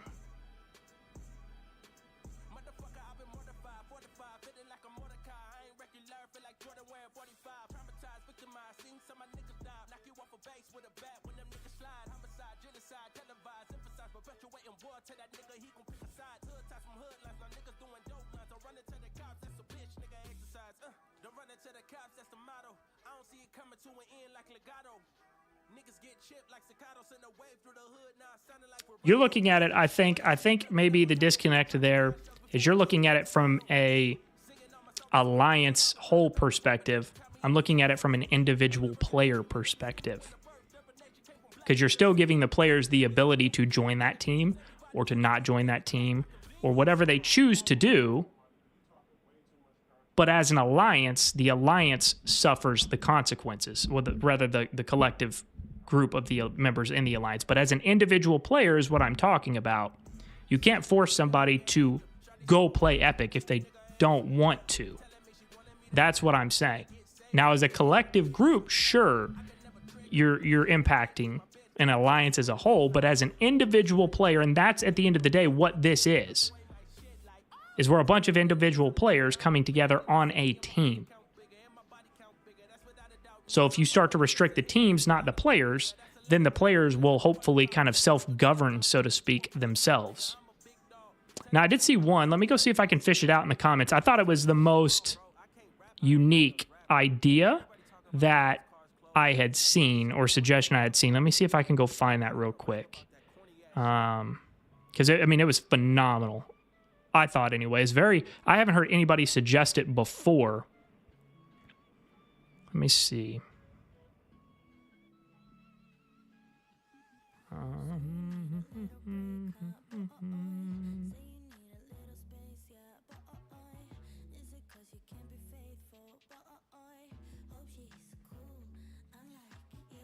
Okay. Now there was before I'm able to find that one, there was a couple people that did suggest, which I thought was good too. I've thought about it as well, but there's a couple people that suggested, like, because you could still basically loophole that, right? If you put, like, I saw some people suggest like power caps on alliances, which isn't a bad idea necessarily, but then they're going to break up and just have smaller but still really strong teams within their server, which is fine, but restricted those teams. A couple of people suggested you can't have another alliance in your server in the same conquest event as you to kind of prevent that. I don't know how realistic that is, but you know, that's definitely one way to, you know, stop these teams from breaking into smaller teams within the same server and still just basically operating as one alliance essentially and hammering down on everybody. But let me see what was.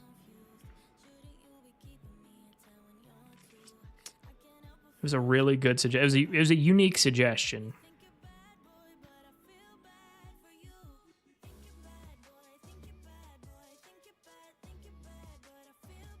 Yeah, there's a lot of good feedback on this. Yeah, okay, I'm looking now, Warpath 77. You commented, too, on the video. You said, everyone wants a solution, but this isn't one. And then I asked, if this isn't one, I'd love to hear what your solution is that is it. And then you didn't reply back. So what is your solution? And I'm genuinely asking, if my idea is not a solution, what is the solution then, since you seem to know what one is? What's up, player, by the way? I'm sorry, I'm catching up on messages.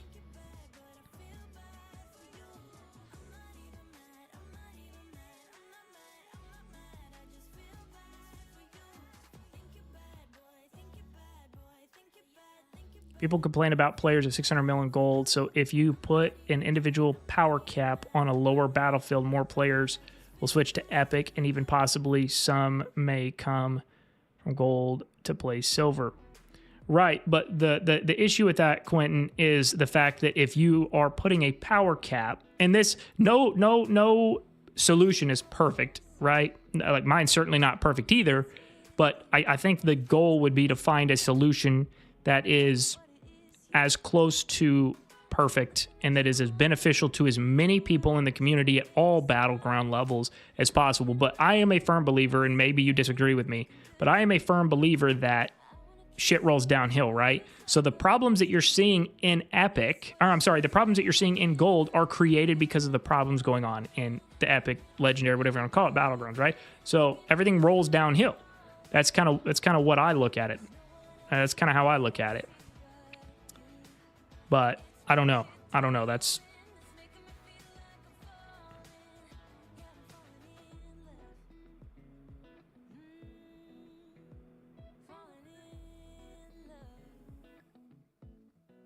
I think the problem needs to be solved from the top down. That's my opinion.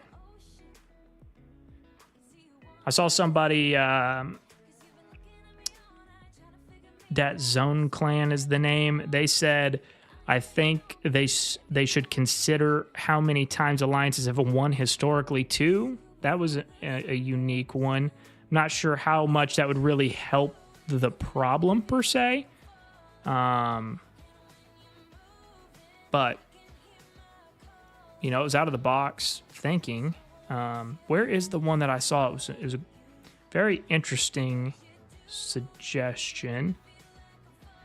There was one that actually was suggested. I've seen the suggestion before, and I think it would be a really fun, like, I don't think it would work simply because, again, you're taking the kind of human aspect out of it, but I think it would be a pretty kick-ass idea. And if they could maybe make almost like a Theater of Conquest event like this that people could optionally join, I think it would be a lot of fun. And it was basically like a fantasy Warpath draft or whatever, is what they said. Make it a draft, fantasy Warpath. You can pick from all the alliances.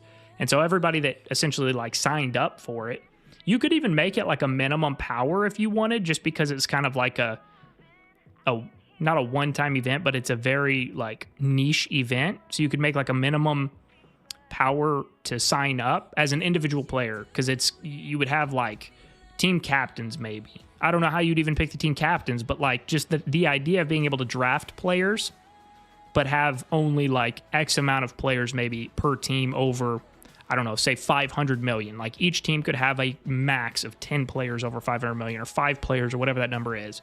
And then, you know, you could have like smaller teams, so you have more teams total. You know, maybe like 150 players instead of 255. I don't know. But I just think that kind of idea would be interesting. Let's see here.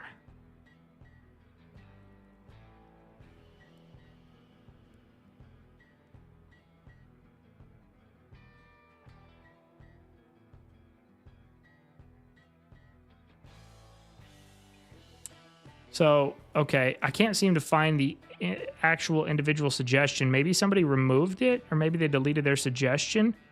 But I vaguely remember what it was, so I will just say it. I would like to give them credit since they did suggest it, but I can't. I'm looking and I can't really find it. So I'm wondering if somebody didn't remove it. Anyway, I thought it was unique. It was basically like they said, if you migrate servers, like individual players, if you were to migrate servers, you could only migrate forward to a newer server. Players couldn't go backwards to older servers. And that was a unique one to me. Like, I thought about it for a minute, and I'm like, all right, like, you know, maybe. I don't know. I don't know. What do you guys think about that? What do you guys think about that idea? Would that even, like, be viable? Do you guys think? It was interesting. I've never heard somebody suggest that before, but I thought it was unique. How's San Fran treating us? I mean, okay, as good as it can be. We're not getting fighting right now, unfortunately, but I guess maybe I'm thinking Warpath 77 might not have any suggestions. So, you know, here's my view on this just in general, guys. If you're going to shit on other people's ideas and suggestions, that's fine. But you need to have an idea and a suggestion, or, you know, a potential solution on your own. Don't just say, "Oh, your idea is super dog shit," and then you're like, "Well, okay, what is the what's the solution then?" I don't know. You know, don't be that guy. That's my life advice for the day. Draft pick hegemon? You could, yeah. But I think it'd be fun to do it like in a Theater of Conquest style instead of like an hour long. Maybe it could be like a shorter Theater of Conquest, like 2 weeks maybe. I don't know, just the idea of being able to draft people, you know, and if they didn't want to participate in it, they didn't have to. So it wasn't like you're forcing people onto teams, you know, with people or leaderships that they don't want to be on. But if you sign up, if you choose to sign up as an individual player, then, you have to go where you get picked. And I don't know. It seems like fun. It also seems like it would be like a pretty good deal for a lot of players because you then get to kind of interact and meet other players in the community and maybe make more friends. I don't know. Just seems like it would be fun. Something different. Lowering the player count is a decent solution because the bigger servers can make 2 epic teams. True, but then, right, that's where it gets tough because, I agree with some of the suggestions or ideas I saw from other people. If you have 2 really strong teams in one server, then you can't match them together in the same Theater of Conquest event. But then what happens if they both were to theoretically play in different events but qualify for the Paramount Cup, right? There's that. I don't know. Like I said, there's not a clear-cut solution. And a lot of it is our fault as a community. I mean, it just is.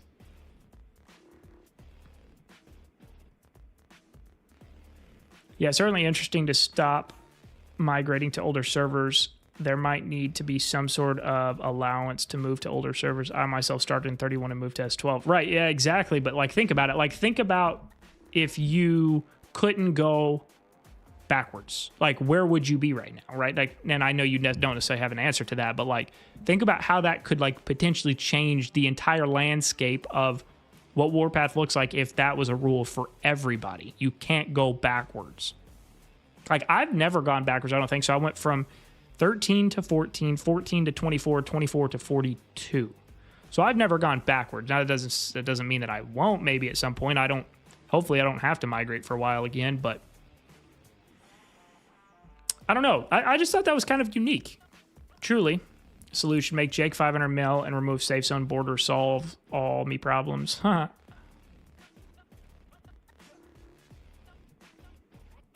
To participate in Paramount and no other players moved to older servers as well, since there just aren't enough stronger players in younger servers to participate in those sorts of events.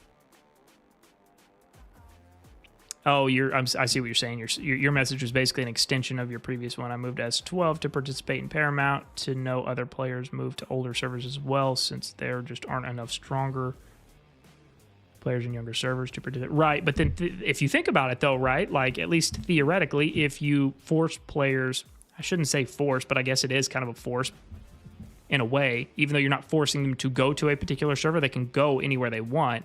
You just can't go backwards to older servers. That would theoretically start to prop newer servers up then, right? I mean, you would think anyway. I'd probably be an FWZ, I guess, maybe S40, but yeah, it's for sure something to explore. I don't know. Yeah, I don't know if that would make sense or not, but I thought it was a pretty good idea, honestly. What if, hear me out, if they limit the amount of alliances that can participate, Theater of Conquest and Legendary 1, to only one alliance? This would be kind of unfair for those involved, but it's fair to spread them out. I'm not sure. Well, how could an alliance participate in a Theater of Conquest if they're just there by themselves? Or are you saying if there's multiple teams that are from the same server? Is that what you mean?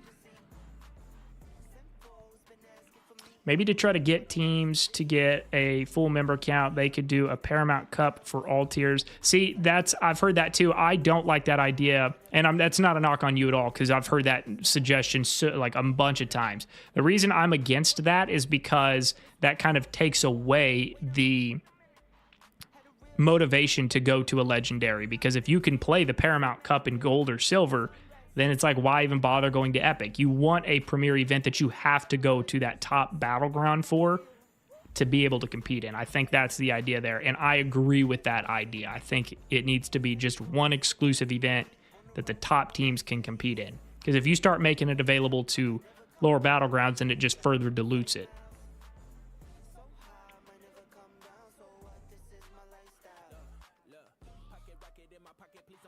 These guys are getting after it, huh?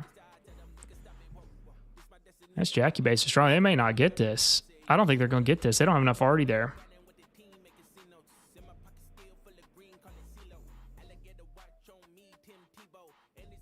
I don't know. They might. They might. It's not targeting the Yardy, so they may be okay. I think that's their saving grace right there. Yep, they got it. Good for them. Damn, it's close. That's very close.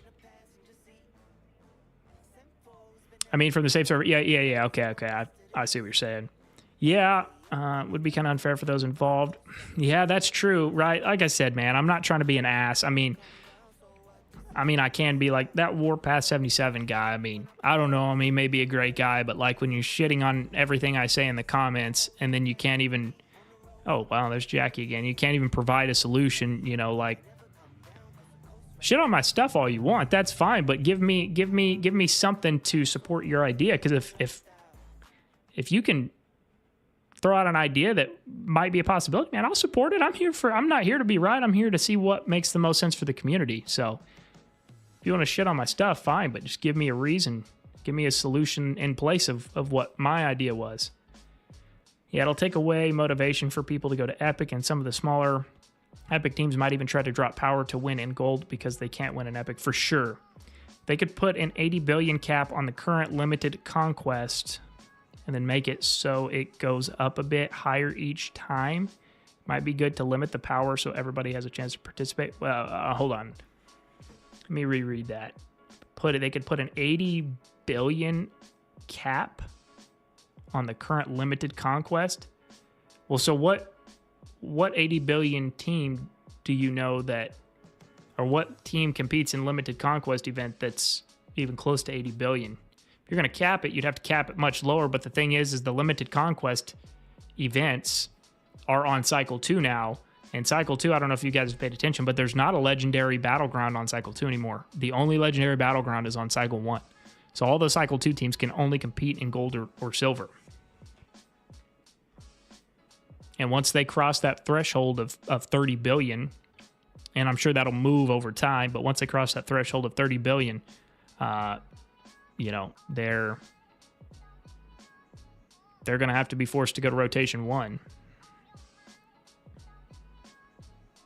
Gosh dang it, man. I come all the way over here to get a fight, and then AOW counters going the other way. Gosh dang it. Oh, man.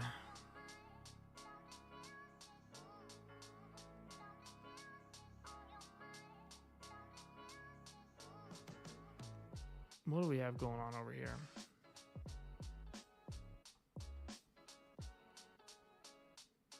Is Phoenix? What's going on here with Phoenix? Are they building? They may not have resources. Surely they have resources, though, I would think. Maybe they're going to mount up for Jackie again. All right, let's see. I mean, like I'm gonna be honest, right? Like, and I don't know this player at all. I've never talked to this player in my life that I know of. But like, this is an example. And now this player was in AVE. I know that for sure. But 631 in gold, like, I mean, that base is in a lot of ways kind of really impacting, you know, the effectiveness of this Phoenix team, which is fine. But, like, this is a base. Like, why is this base at 631 not in Legendary, right? Now, again, it may be one of those deals where it's just they like playing with friends. But I don't really know if that's the case because this base has been in Epic and played in the Paramount Cup. So it seems like they want to go to Legendary for the Premier events, but then they don't want to continually compete there. And that doesn't seem like maybe a good reason. I don't know. I'm not picking on that player, though. What's up, Berg? We are currently on the limited cycle, so that would stop teams like 21 and FWZ from joining unless they drop power. Well, so how are we on the limited cycle when they're competing in the same event as us at the same time as us? They started the other day, too.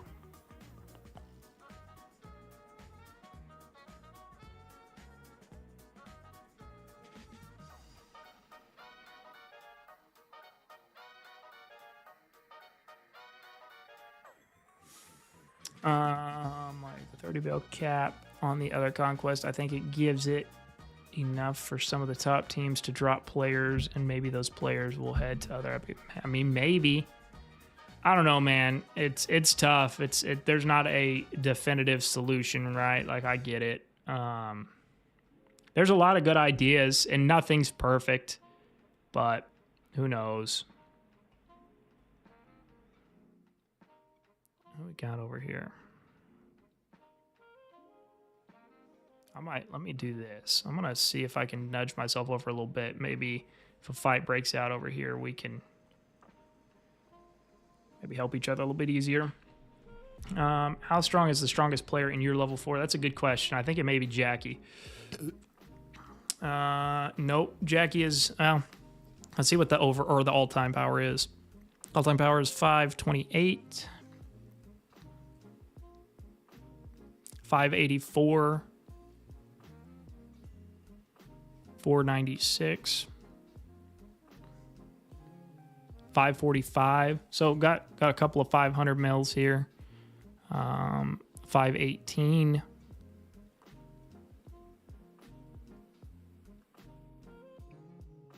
525. 534. 512. 518. 504. 467. 455. 491. 45. I mean, right? Like, so like there's no reason these guys should be in legendary, right? Now, again, I get it. Like, I obviously know some of those guys, right? So, like, I'm certainly not... shit rolls downhill, right? Like, you know, that's the problem. That's the problem, right? If you're one of those strong players and you've sat there and competed in Epic or whatever for, you know, who knows how long, and you got tired of watching the same couple teams for 2 years, 2.5 years, however long, predetermined, you know, outcomes and rewards and stuff, you get fed up with it, right? And that may be what happened, and they're like, screw it, we're going somewhere else. And so I get it. I totally get it. Now, and of course, some of those, like the 42 guys, I can only speak to the 42 guys just because I have a better understanding of what their goals are and why they're in gold, you know, because we're all hoping, and the goal is to make a legendary team. But it's only the 42 guys, I think. Would it be reasonable to have a second Paramount Cup with lesser rewards for S60 and newer, considering the difference in available cities after S59, like maybe a sub-league? That's an interesting one. I do know for sure, I tallied it up. I believe the total, now don't quote me on this because it's been a minute since I've done the math, but I think the total number of titles in cities from server 60 onward, because I think 60 was when the new city structure was implemented. So from server 60 onward, and I think there's like 106, 107 servers now, there's a total of, I believe, 232, 235, something in that ballpark title. So there's not enough titles to title up every single player in the Alliance, and there's definitely not enough titles to have everybody titled up from multiple alliances like there are now. So, or pretty close to it. So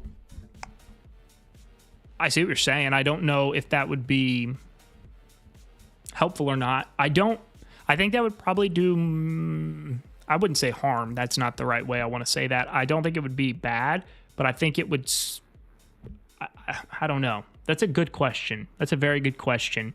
I think if they keep it how it is, it's going to almost incentivize newer servers to continue to try to recruit and grow instead of being complacent with where they're at. Because it's like, oh, okay, well, we'll let all the old heads, you know, kill each other off in their Paramount Cup, and then we'll just do our thing. Then there's going to be kind of like a line in the sand where, you know, the newer players are almost, or the newer servers are almost like, well, we don't want you guys because we're doing our thing. And then the newer player or the older players are going to be like, well, we want to go somewhere new. And so I don't know.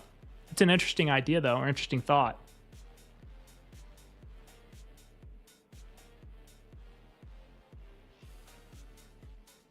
Yeah, so I see what you're saying, Corrupted. I was talking about what Jake was saying about having another cycle capped.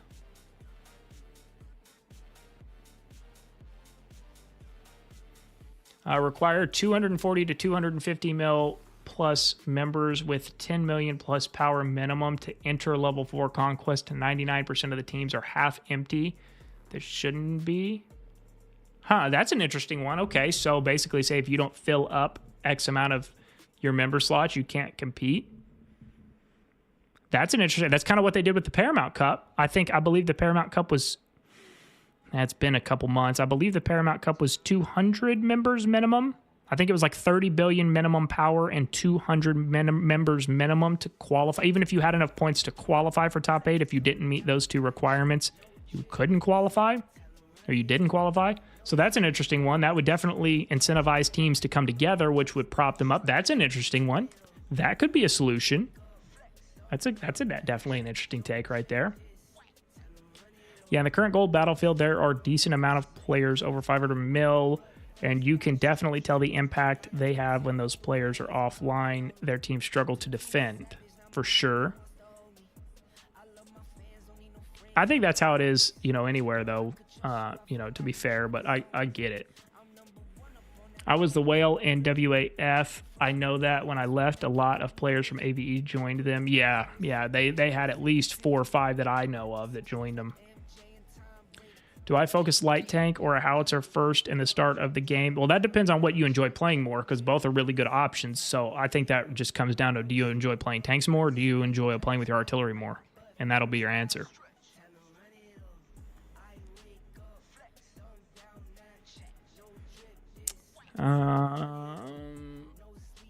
Yeah, increasing the member minimum might be one of the best solutions I've heard so far. Yeah, agreed. That's actually a very unique one. I didn't see anybody that suggested that in the comments on my video. That's a pretty unique one. I like that. I like that. And then I guess it almost kind of piggybacks, not directly, but I mean, if you look at it from kind of like my suggestion of my video, kind of coupled with yours, right? It would almost incentivize players to, if you couldn't put your differences aside to make enough, or to get enough members to qualify for an okay, now let me throw this idea out to you, like in extension to your idea, because I really like that idea, actually.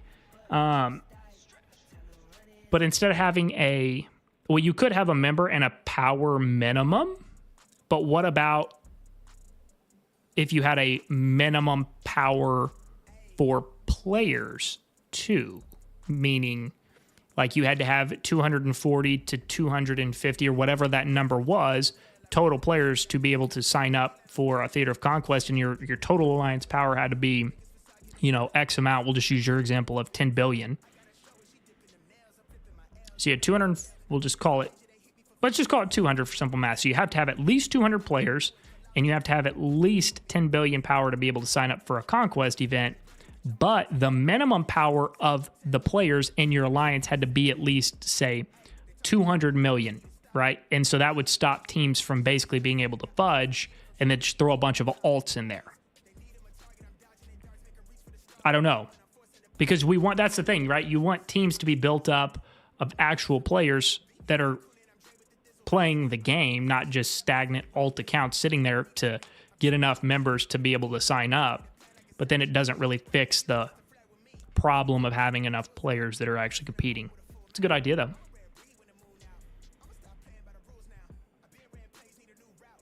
I will go light tank. Any advice on officers to use? Yeah, man, I would say if you are wanting to do a more of a tank approach, then I would just save up all of your statues early game. There's not going to be an early game, a Generation 1 officer. Outside of, what is his name? Outside of Warrior Wiz and Bomb Princess, those two are good.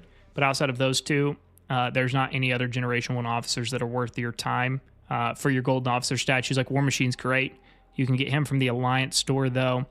Other than that, if you're going to go light tank, I would definitely save up Universal statues, and I'd go after Golden Eagle to start, at least as of right now. Are you still playing on S69? Yeah, I mean, no, yes, and no. I still have my account. I think I'm still on the team there, and I told them I'm happy to like hop on to cover any, Theater of Conquest stuff that they might want me to or anything. Because I'm still in their Discord and everything. I'm super good relationship with all those guys. But I just got too busy with work outside of content, plus all the content, plus trying to play this account, plus doing sponsorship stuff. It just got too much.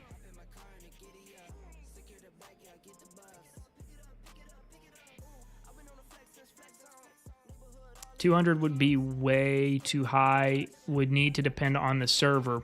Well, right. So valid point there, Corrupted. But wouldn't that kind of be theoretically the idea? Like if there was a server that was, whatever the reason be, if it was just there was a bunch of like feuding going on and then people refused to come together to merge, or if it's just a dead server in general, then that would almost, incentivize people to go migrate to other servers, which is going to prop up more servers and prop up more alliances. Because at the end of the day, right, it kind of all comes back around to us as a community. Because if the servers suck, or if there's bad teams or bad leadership or whatever, I mean, there's got to be some self-accountability there for the people in that server a little bit. I don't know. Each player has to have 10 million, so you can't... Well, 10 million isn't all, brother. That's the thing. 10 million. I know players with 100 million power alts. I mean, at this point, now that also depends on like the server, right? Like that number would vary depending on the server, right? So like server 21 has been around for plenty long enough and established enough that 200 minimum, power, 200 million minimum power is it's a pretty reasonable ask.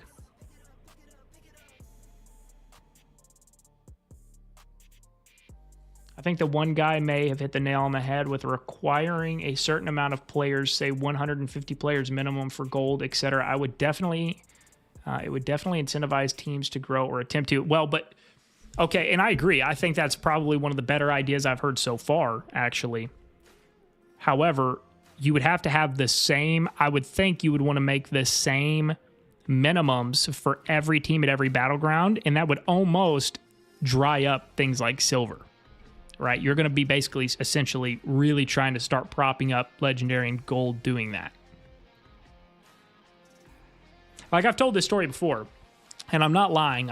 This is 100% the truth. There was a guy that I know in Server 14. He's been in Server 14 since as long as I can remember. I think he's, like, started the game in Server 14, and as far as I know, he's still there.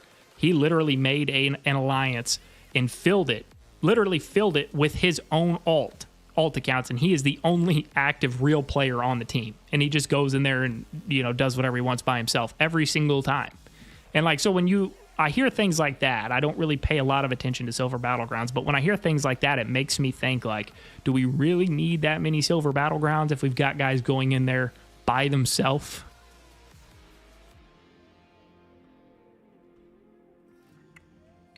Let's see what WAF does. Let's see if they initiate. Oh, jeez. Let's see if they initiate their slow burn.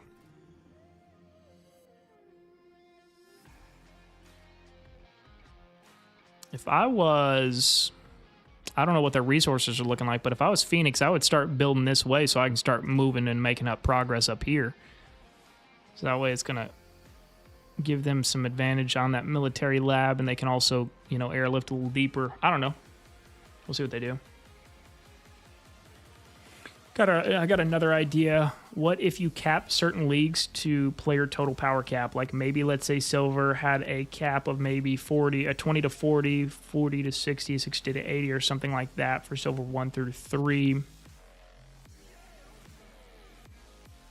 Yeah, again, I think theoretically the idea is good, but I think it just goes, something like that still goes back to the whole you're forcing people to do things, essentially.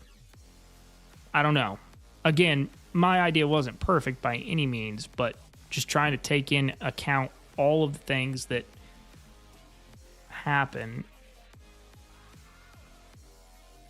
I mean, I still never have gotten an idea from that one guy who said my idea wasn't it. So I genuinely appreciate all you guys that are actually, whether you disagree with me or agree with me, at least you're taking the time and thinking about like what other solutions there might be. That's the important thing. So I can appreciate that 100%.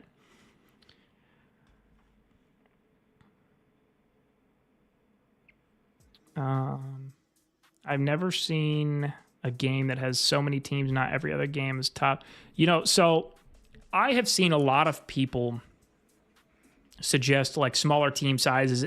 The issue for me personally, it's not an issue with that suggestion, is I just haven't played a lot of other games. So I keep seeing people talk about like, well, all of these other games have like X amount of members in an alliance and it's a lot better.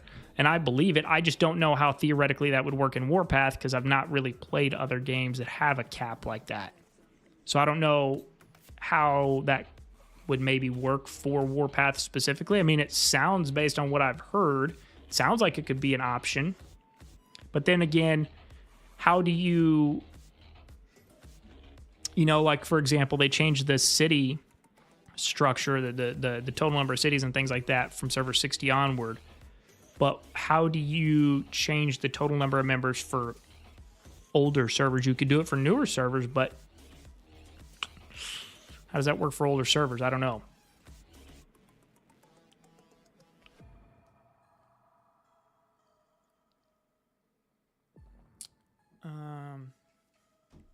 $200 mil is great for gold 1 and maybe gold 2 and up, but there are people in silver that just don't play that much. My alt is 150, right? Exactly. That could be an option, is to have a maximum allowed difference between the average and median player power. Silver would be gone 100%, right? But so is that a bad thing though? That's my thing, right? Like you want to make it fun for everybody, but like it's pretty obvious, and I don't want to. If I'm misspeaking here, like feel free to correct me, because I've never played in silver, and I don't really pay any attention to the silver battlegrounds. But I wouldn't think there's a lot of whales in silver. Maybe there are. Maybe there's an exception to that rule, but I wouldn't anticipate there's just a bunch of mega whales in silver. So if you were to theoretically like kill off silver, like would that be bad for the game, or would that almost be good for the game? Because then you're pushing players up into gold, which would potentially push players up into epic. I don't know.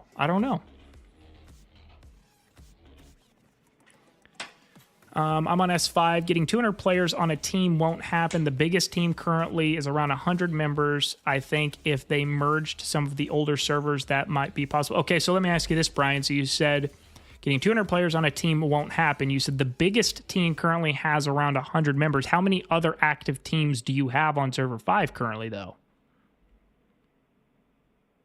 And how many members are within those teams? Because if you have 2 to 3 other teams, like even if they've got like 55 or 50 or 70 or whatever the number is, you could get a single team to 200 members.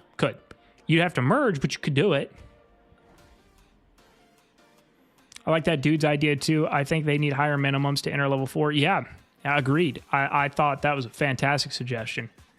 What was your original idea, though? I wasn't here to hear it, and I was just trying to add stuff into the conversation I think was supposed to be about how to make... Yes, that's exactly right. So what we were talking about is the video I made the other day about how to balance or better balance the Theater of Conquest, the legendary Theater of Conquest. Because my personal view is it's a top-down thing. So you fix legendary, you'll start to see positive, outcomes in gold, especially. My suggestion was that the teams, for example, currently, and this is not any hate or any of the sort to the teams that are currently at the top, but like the likes of AVE, Server 21, and then FWZ that are, 10 billion power gap just between 1 and 3, and then you're talking about a 20 billion gap between, or almost a 20 billion gap between 1 and 4, and then by the time you get to between 1 and 8, talking about the top 8 teams, the power gap between the first strongest team and the 8th strongest team is like 50 billion power. That's a massive gap that is not even, it doesn't even make sense. It can't even be overcome in terms of combat. So my suggestion is when there's teams like that are just like head and shoulders, like so much stronger than everybody else, and there's not, if you have 8 teams that are that strong, great, let them ride. But when you got 2 that are that strong, then you just need to basically not match them for conquest events. And if you give them not match not found enough times, then players are going to start to leave because they'll start to get bored. Because if you let those teams that are just head and shoulders stronger than everybody else continue to compete in these Theater of Conquest events, then you're just feeding the monster because you're letting these guys go in. They're just steamrolling everybody, which means they're getting free rewards and continuing to get stronger and stronger and stronger, while all of these weak teams that keep losing to them are not getting shit, and they're not getting nearly as strong. So you're just feeding the monster and making the problem worse. So if you give them not match found, all the other teams are competing and getting rewards in a more balanced battleground. They're growing, which is going to help offset the gap. And then if those teams at the very top, those select couple teams at the top, get match found a few times, people are going to start looking around and being like, okay, I definitely kind of want to play a conquest event now. I'm going to go somewhere else to do that. And then you start to disperse guys everywhere, which theoretically would start to prop up other teams and servers. It's not a perfect solution by any means, but I don't know. It could work. It pissing people off, of course, and I've got some bad comments about it too, which is okay, but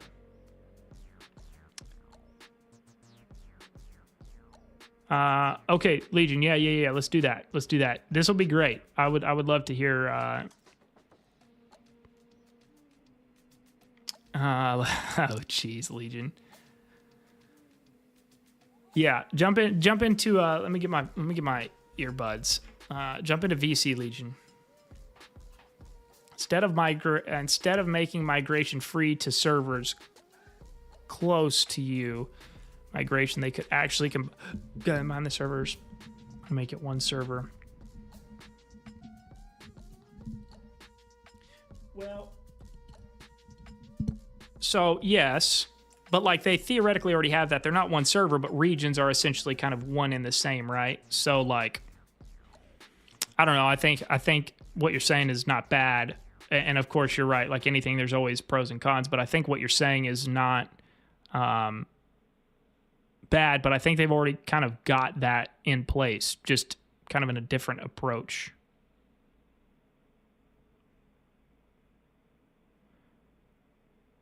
All right, Legion. All right, I'm gonna jump in voice chat, Legion, if you want to jump in here.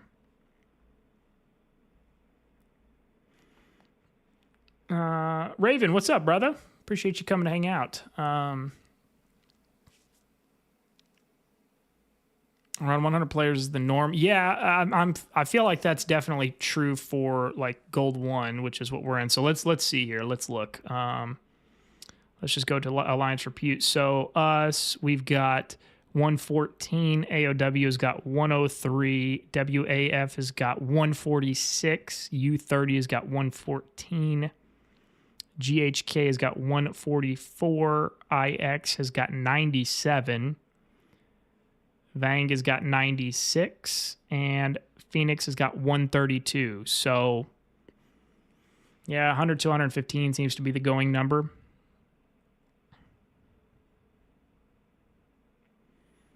What would you class as a mega whale for silver? That's a really good question. I would classify, because to me, the silver is intended. What's up? 80 mil. Legion said 80 mil. Yeah, I don't know. That's an interesting one. I would say like max 100 mil would be like there's to me the silver battlegrounds are. Yeah, like very, exactly, very casual players. Oh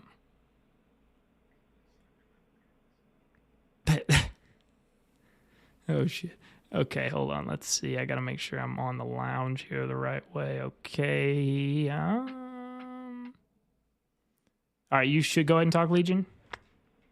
Silver is for people that slip in and out of comas. Okay, all right. So you guys should be able to hear Legion and his fantastic ideas now. Yeah, okay. This will be good for the stream. So we've got for those of you guys that are in the stream, Legion is a part of Server 21, and he is a very strong player himself. So this will be good to get somebody's perspective that's inside one of those teams. So did you watch my video the other day, Legion, about the matchmaking idea? Yes. So what are your thoughts on that?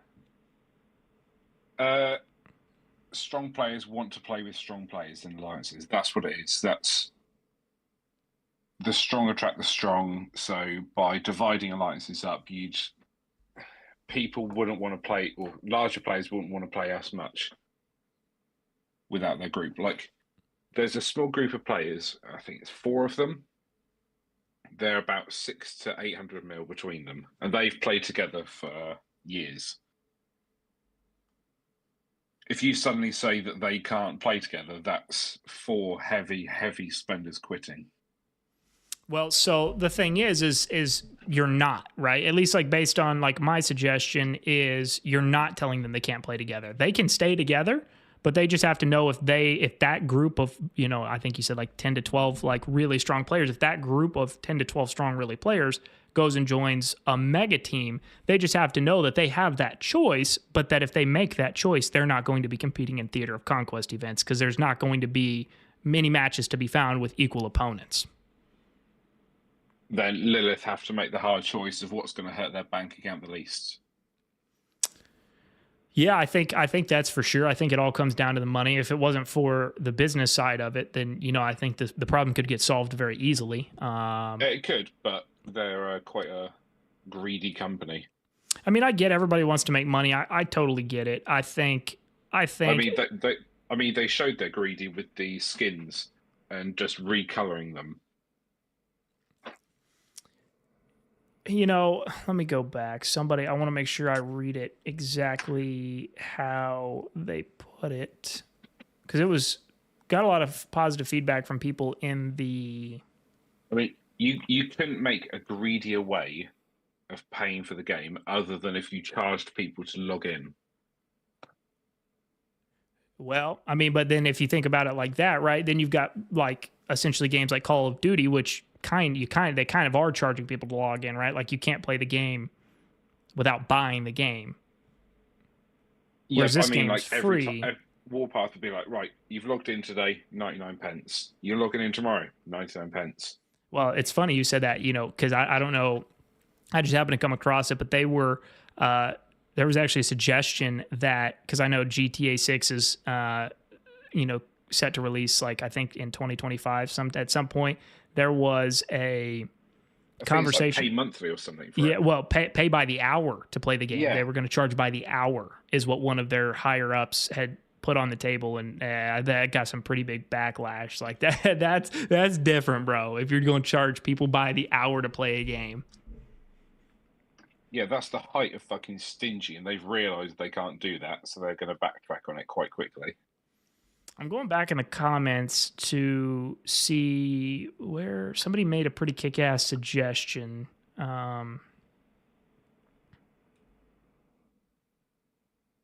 Oh, yes.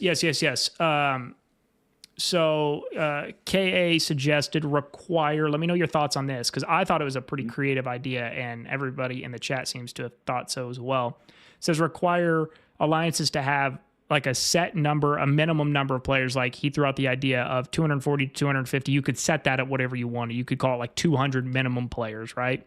And then with a minimum player power as well on that team. So you couldn't just load up with alts.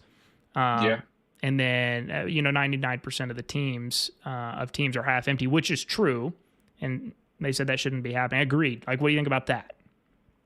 Yeah, agree with that. That's good. Having a minimum and a maximum power to players. Well, so there wouldn't be a maximum. There would be just a minimum. Just a minimum, yeah. But, and this is what I was saying, and most of the people that are in the chat are, whether they agree with me or disagree with me, they're throwing out ideas, which is great. I had one guy earlier, and he commented on my video the other day. He's like, I don't know what the solution is, but yours isn't it. And he was in this stream chat, and I asked him what his solution was. He hadn't talked again. Provide another one then. Yeah. Don't like it, provide another one. Well, and I commented back on his comment on my video, and I'm like, well, that's all right. What is your solution then? And I, didn't seem to have one. But shocked. I digress. Man, I don't know. I'm glad you're here, because you're obviously a smart guy and you're in a top team. Now, to be fair to all of you in the chat that don't maybe know Legion is in server 21, but he also was fiercely loyal to his previous team for a long time. So he's not really a power or money chaser. but very few can say that. We got the shit beat out of us for multiple level 4s. I mean, like 5 or 6 in a row. For sure. So, there's exceptions to the rule. It was during the time of like 14 and 19 dominance. Right. But yet we still managed to grow. We still managed to recruit. But then, even after 6 defeats in a row, we still carried on. And some after 2 defeats, they collapse. Right. It's man, I don't know. I know. Like my suggestion probably was going to piss off some people in y'all's team, not like 21 specifically, but like just on the top teams. But I think that idea that KA threw out about having minimums was good, really good actually. But I also think if you start to get teams, like I said, that fill up with and just get unbelievably strong, like stronger than everybody. Because realistically, right, the numbers are what they are and the numbers don't lie. Now, the numbers aren't perfect because you've got buffs and different things to take into consideration, but generally speaking, the numbers are kind of what they are. And there's between the first place team, which is AVE, barely, but AVE, and then the 8th place team right now, there is a 50 billion power gap. Like that just isn't competitive, right? And that's the problem. If you threw every power player what they're supposed to be in like a 600 mil, you're meant to be an epic. For if sure. you think you're meant to be in gold and you're 600 mil, you're a fucking idiot. Well, I agree that, those big, strong players like that, like 600 mil, for example, should definitely be an epic. I understand some of them are just playing with their friends. Like I do believe that is very genuine. Not all of them, of course, but I believe there are a lot of them that are like that. They're just, hey, I've got big money. I'm going to build my account up, but I'm just here to play with my buddies. And I get it, but that's also where the power needs to, because I don't think players like that are opposed to playing epic. I really don't. And I don't think their friends that they want to stick with and play with a lot of times are opposed to playing epic. But I think the problem for people currently is the fact that it's like, great, if I go play epic, I'm going to get the dog shit kicked out of me by AVE and 21 or previously 14 and 19 because they're just head and shoulders stronger than everybody else.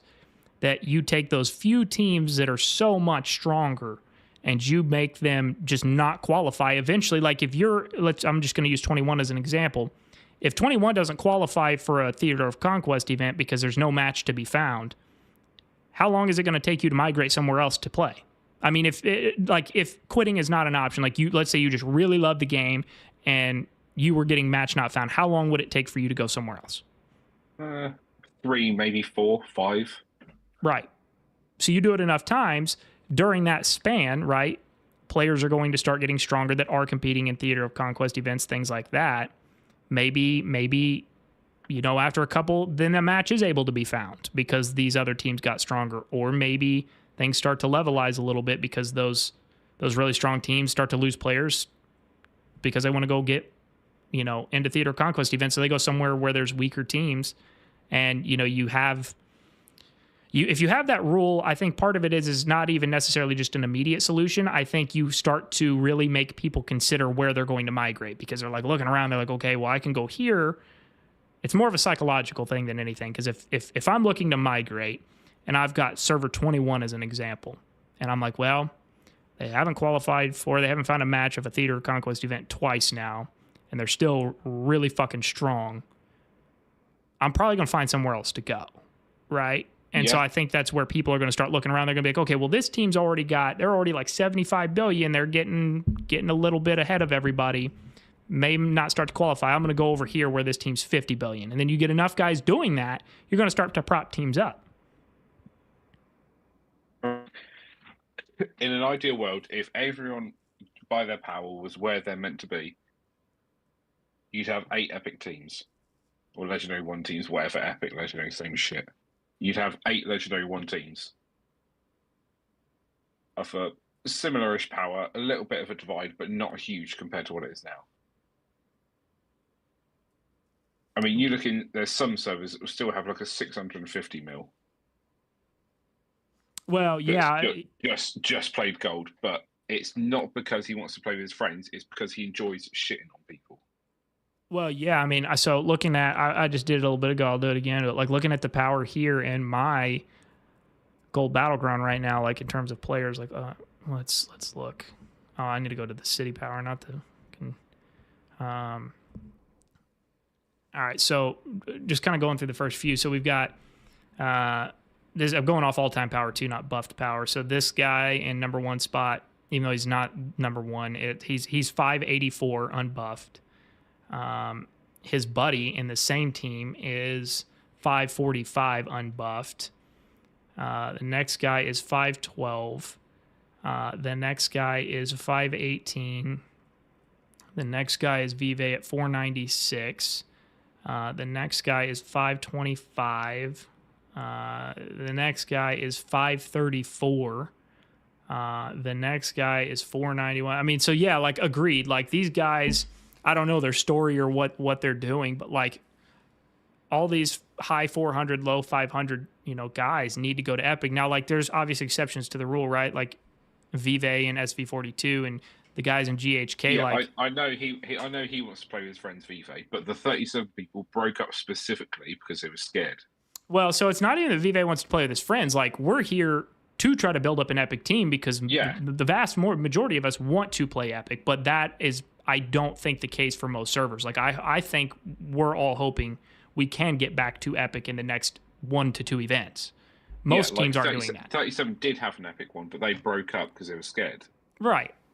Scared or whatever they want to say. It's what it is. Well, no, you're right. If they want to say something different, fuck it. Right. No, I mean, I agreed. And, when you got stuff like that happening, it's kind of like, Like, how do you've seen A19 in our battleground. Let me go look. Their bottom right team. Okay, let me look. Okay, let me click on this. Okay, so this is the old mass. 112, 112 players. That was meant to be the gold team because they took Hope, which was the biggest player left over. That's why they got thrown into Epic. This was supposed to be their gold team? Yeah. The team that HBR are against was the actual Mass Alliance itself. Yeah, I mean, it's pretty crazy. Let's see because of Hope, they got thrown into Epic. Let me see what this 37 team here, because they're broken to 2 teams. Let me look, because this is what HBR is. Who's HBR is fighting. So they're at 136, almost 40 billion power. I mean, yeah, okay. These guys don't need to be in gold. Nope. At all. Server 40, fair play to them. They stuck to their guns. They made an Epic team. They've kept to it. They may not have the most enjoyable of times when the center opens, but Let's they look fought. at. Yeah, I mean, Server 40 is doing good. At least they didn't run away, right? Like, and I'm not even trying to insult 37, but like, I mean, you are right. The fact is a fact. They broke up to avoid Epic. And 40 stuck to their guns. They made an Epic team, and Mao was like, "We're going to fight Epic. We might lose, but fuck it, we can do it." Yeah, I mean, and good on them, right? Like, I think that definitely is a respectable approach for sure. And earlier in your live stream, Goth lost 3 500 mil-ish players. They didn't lose like Diamond Dragon or Uzbeka. They just lost like 3 lower 500 mil players. But I mean, those are still pretty strong players. Yeah.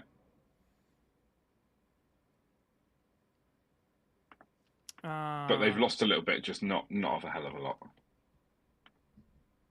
Like you see some from 14, some from 14 have gone to FWZ, some from 19 went to FWZ. So I'm looking at the chat right now, and Corrupted is a message a little bit ago, but kind of catching up on what you said. Hold on one second. Let me pop this guy with his. I'm gonna get my rocket caught if I'm not careful. So going off what you said about the 10 to 12 players, the group of players, like in 21 migrating together, he kind of said a similar thing that I did. He's like, 10 to 12 players isn't the issue. He said if those 12 players moved to like Goth, they would be fine, right? And so that's where, he's kind of almost, corrupted is semi-agree with me, semi-not on this, but like he's kind of agreeing with me whether he sees it or not. That like if you start forcing these whether individual players or groups of players to look around, if I've got two or three options, or theoretically more, and I'm looking to migrate, and I know these top teams are getting match not found, I'm probably going to be looking at some different alternative options from some good smaller teams that can build up. But then it's how much kickback will Lilith get from people that have spent $500,000 plus? Are they ready for that kickback if someone says, well, okay, you're stopping me from doing this, I'm going to either stop spending or I'm going to refund a big chunk? So I think the question, would Lilith cave?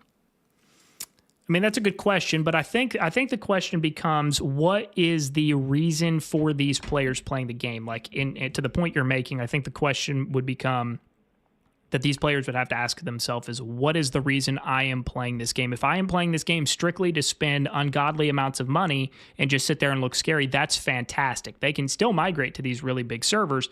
They're just not going to play any Theater of Conquest events. They can sit in their level 3 and look big and scary and spend a lot of money.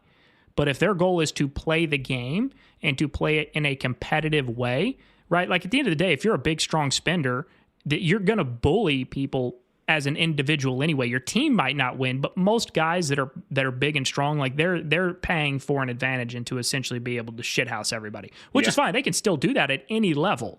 But I would imagine, even for the big spenders, and maybe I'm wrong, but I would imagine that the game, if you're fighting against opponents that won't even leave the safe zone or, just don't even stand a chance, that can't be fun, right? So like, I guess what would be my question to those players if they were thinking to refund or whatever over something like that? My question would be, well, what are you playing the game for anyway? Is it just to look scary, or is it actually to fight and have fun? Because if it's to fight and have fun, then that change could be a solution. So some of them play to have fun. Some of them play because they want to be in the best alliance, at the top of everything, and be able to fuck everyone. Well, but they could still do that, right? And that's the thing. They could still be in the top alliance. They just won't be playing in any Theater of Conquest events. So that's where it's like you're not taking the choice away from people, but they just have to understand the consequences of that choice. But then you're taking away the choice to be able, not the choice, the ability to play it. They'll just be like a statue, sat there imposing, but not be able to do anything. Well, but isn't that kind of what's happening now when there's a big lopsided battlefield? Yeah, to an extent. I mean, this one's a little bit lopsided, but I mean, like, I get what you're saying too, right? Like my idea is not perfect by any means, but it's like I'm just trying to think out of the box on how Legendary can improve, because I think if Legendary improves, it makes it more enjoyable for everybody, or at least the vast majority of people. And then I think you also have a trickle-down effect of like gold starts to get more balanced and fun too. I mean, it's also a slight bit of a waiting game for more servers to come into effect. So what's the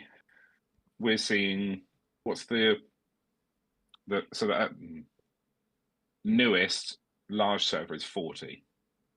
At some point, we're going to start seeing one in the 50s become a legendary. Then there's going to be one in the 60s. Yes, and so that's the other kind of part of that. So it's also a slight bit of a waiting game.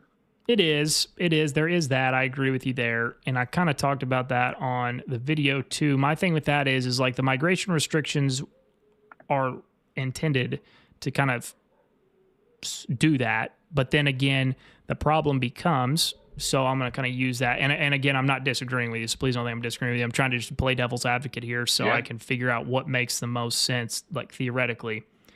But if you look at it like that, which is a totally fair way, but if you look at it from that perspective, then, we have to factor in server 37, which by all accounts is a newer server.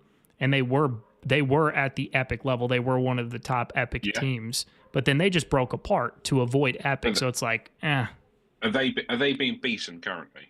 Are they winning or losing? That's a good question. Let me go look.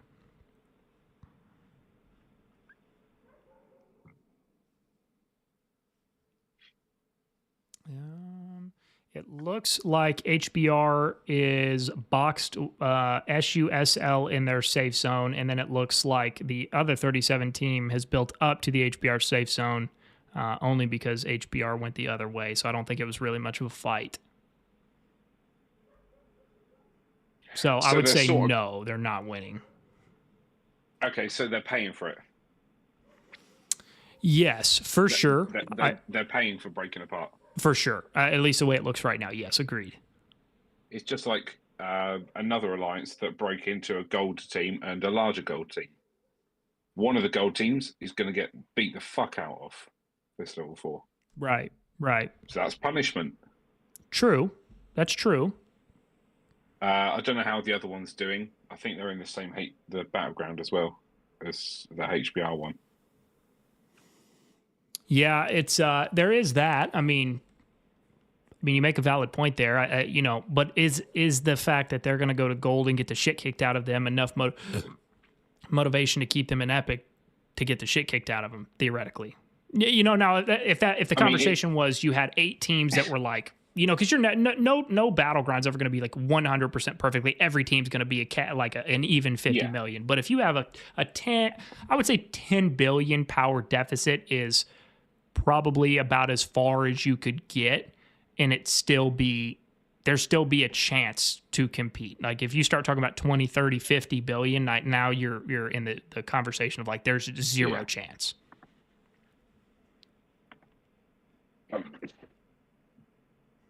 I mean, it's what would you rather get the shit kicked out of, in gold or Epic? I'd rather get the shit kicked out of me in Epic. Agreed. I mean, the rewards are better for sure. I mean, doing something like 30. What is it? The best in or the worst in Epic is the best in gold, isn't it? Actually, I don't think anymore. I think they made it to where even the last place team in Epic has better rewards than the first place in gold, which is good. That's how it should be. Yeah. That's definitely how it should be. I don't know. It's difficult for players from like silver to push, maybe not silver to gold, but silver to Epic jump, impossible. You can't do that. I think, no, yeah, I get what you're saying. I think, yeah, I don't think there's one just definitive solution. To be fair, there's a lot of factors involved, so I get that, but I think either one of two things has to happen. I think either Lilith needs to do something, or I think as a community, we need to do something. And what I mean by that is individual players are not going to essentially govern themselves in a responsible way, right? Like the one thing that like bothers me is when you've got a bunch of big ass players going to like server, and I'm just picking on server 21 because you're here. And I know you won't take it personal, but like server 21, server 30, whatever, just as an example, take any of the big ones. Or shit, when I was in 14, right, it happened too. So like when all these big teams, these big mega teams form, and then these players, not all of them by any means, but a lot of them will come over into these big mega teams and then sit there and bitch and complain that there's no fighting and no competition. Well, it's like, no shit. Like, what did you expect to happen? Yeah. You know what I mean? And so it's like, at some point, like we as individuals have to be like, okay, like, I kind of knew this coming in, that this was a possibility. I mean, the reason I came here was because 12, it just wasn't going anywhere. And I wanted a place where I can beat the people that then beat me previously. Yeah, for sure. I get it. And like I said, that was done. Yeah. No, I mean, I expected, but right. Fair. Totally fair. But I mean, you're like I said just a little bit ago, you're the exception to the rule, right? Like you put your time in and tried to build a team up that was not just already a shoe in on being a powerhouse. So like there are players like you that did, do your time, so to speak, in the trenches, and you being in a top team. Sentence. Yeah, right, exactly. But you being in a top team, like I don't look down on that because you are not there to just chase the money and power. But a lot of people are. Yeah, and it's quite easy to root out those people. For sure. Because you'll see people like it's happened before where they say, people don't spend enough now, or I only have this much gifts today from people, or why are people not spending more on this event? But then others then complain like, oh, why do we get this rewards? No, you either want to be here or you don't. It's not, I want more, I want more, I want more. Right. No, I mean, agreed. Let me get caught up on the chat here. I'll read it out to you too so you can kind of see what. Yeah, I'm not looking at the chat. No, that's okay. Let's see. What's up? What's up, Desert, by the way? Appreciate you coming to hang out. Okay, so KA said, this is the same person that threw out that good suggestion earlier. Require all alliances to have a minimum of 200 to 250 members to enter level 4 conquests. Also require a minimum player power depending on server age. And then Brian said, I think if you flush the idea out where silver 3 is set at 5 billion and 50 player cap and gold 1 is set at 30 billion 200 player minimum.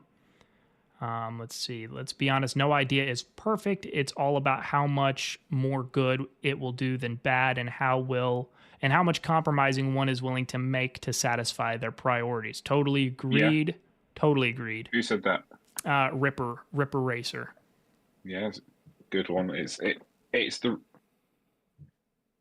pros and cons for Lilith. It's what they're going to get out of it compared to what they're going to lose.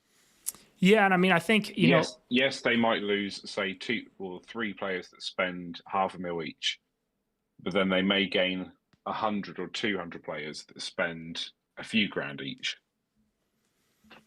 Right. I mean, it's a fair point, and I've seen people suggest or talk about the money thing. It's a very valid thing, but it's like that's all they look at. If they say they're looking at it for the community enjoyment, they're lying.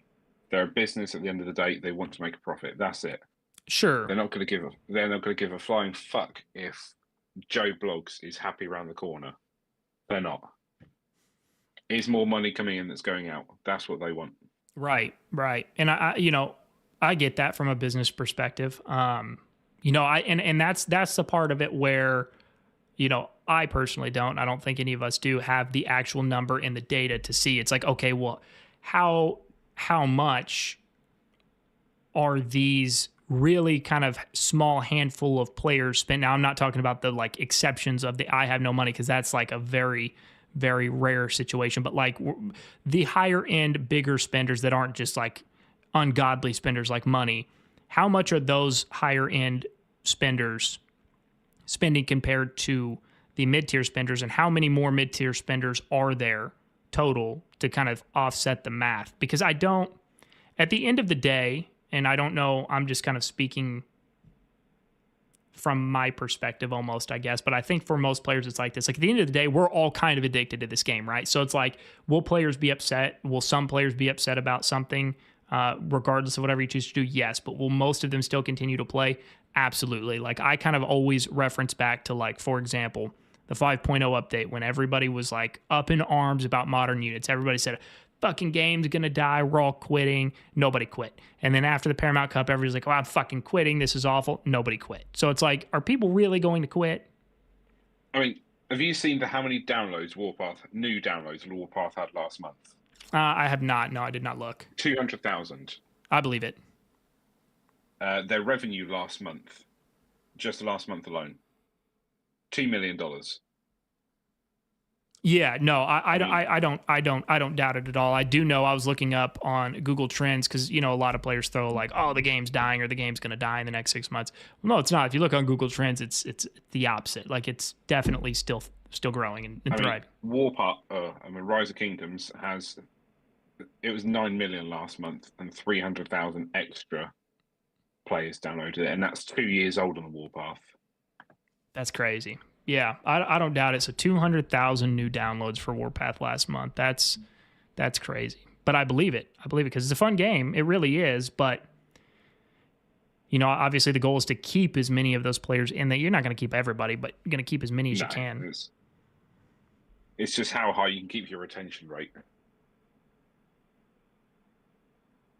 Right. People are always going to quit. There's going to be natural progression. Players genuinely dying off. There's going to be players that just don't enjoy it for some reason. They can't keep up, or just life things get in the way. But then there's always going to be a certain number that always stay, no matter what. Right. Exactly. Maybe some take a break, but they'll always come back. Well, and I think the next question too, or not, I shouldn't say the next question, but maybe something else to take into consideration is okay, and this is more on the Lilith side of things, is like how many of these top like big accounts, because I know, quite a few of the big accounts that are still active, but the actual money person behind the account no longer plays. So while the account is big because the person who originally had the account was spending, that account's not spending anymore. They're just still really big. Yeah. How many of those still exist? Yeah, that's what I'm saying. Like I know like we would never be able to figure out that exact number, but like something that could maybe be kind of a metric Lilith could take into consideration. 60%. Could be. So it's like, okay, well, how big of a role, because if you've got like players like that, for example, that have basically inherited in a big account and they're not the investor essentially behind it. Well, if you start to implement something like that where you start to make matches not found, then maybe the active players on the big accounts that are the actual investors behind it, maybe those guys start to look at it from a different angle to where they start to go to smaller teams and prop those up. Because if you think about it, those big accounts that are being run by somebody that inherited it, not the actual money man behind it or money woman behind it, those players are in the big teams strictly to freeload off gifts because they're not spending, but they want to keep growing. Yeah, I mean, let me log into mine currently, and then I'll just go on the top 10 and top 20, and then say which ones that I know of that are still around, like the actual At OG least you know owners.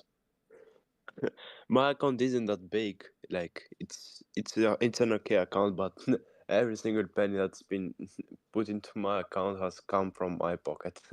Well, for sure, and I think that's that's how I am. I mean, I've literally never everything I bought on my account I've bought with my own money. I've never used a loader. Like I've just paid the cold hard cash. Nobody's ever even been on my account. I don't share accounts. I don't do any of that. So great, I'm getting the bird. But like most players are not that, and that's okay. But it's like I think Lilith needs to take some of those metrics into consideration. They can definitely like ban half the 50% of all players for like sharing accounts, but they don't go through that. So let's see what else people have been saying. Those teams breaking apart to avoid Epic are a big problem. They somehow need to make people have full teams. Yeah, I mean, agreed. That would be ideal. Somebody else said, we are at gold 2 and have whales with 500 mil plus power and only 4 alliances are able to fight. The team setup is completely messed up here. See, they shouldn't be there. They need to. I mean, gold 2, we had like 600 millions on our own. So somebody else said... Put a tampon in and suck it up and do it. Somebody else said the thing is a lot of people are scared of 21 and AVE, and not many people can compete with those alliances, so that messes up Epic and then Gold and then slightly affecting Silver. Exactly, right? So like that's where it goes to the top down. It's a top-down effect. But if you take, theoretically, if you take 21 and AV out of the equation due to like match not found or whatever, then people aren't scared to go to like Epic or whatever. But again, it's shitty for those teams for 21 and AVE. So it's like, yeah, it's tough one way or the other way. One way or another, it's tough. I mean, if you still had 14 and 19 as they were previously, and you had 37 and 40, and 37 didn't pussy out and break apart, that could be a good 4v4. It could be, but like if you really like look at it, because I do hear what you're saying, but like if you look at it right, like 14 and 19 really had zero chance of ever winning again against you guys. But then if you kind of rewind and look back, like in time in Warpath history, and I'm have to get off to go to a meeting here soon, so I'm not going to be at it much longer. But if you like look back in time, right, like think about all of the teams that broke up in the past because of 14 and 19, and they knew they just basically had no chance, right?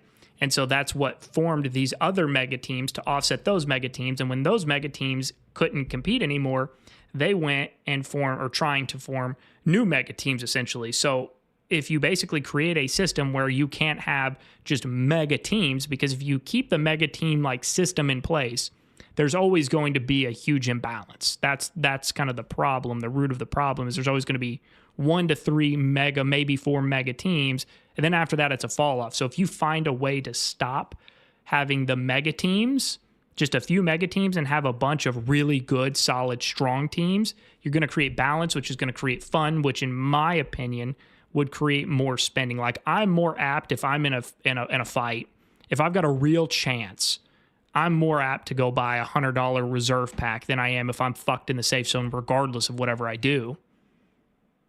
Yeah.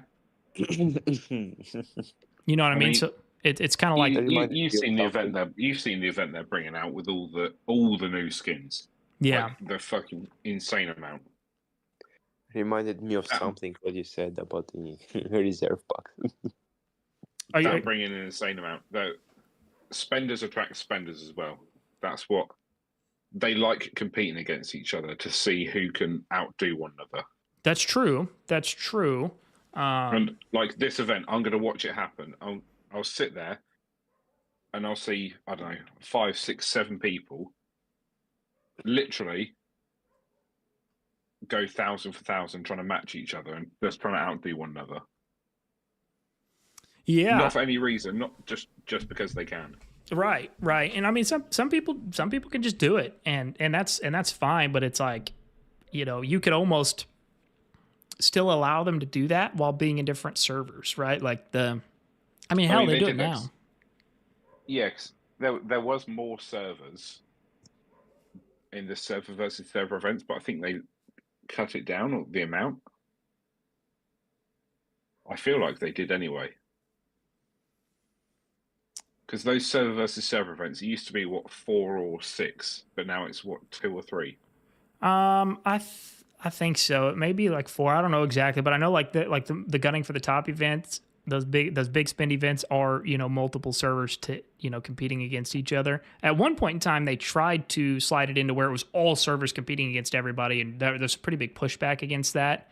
But I don't know. I'd almost have that where like you have just kind of an offshoot event, like a gunning for the top, where you have to compete against everybody.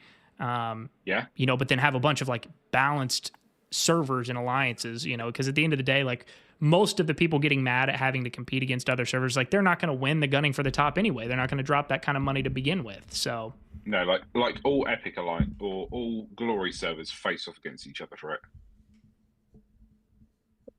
Yeah, that's actually a good idea. That's actually a really good idea.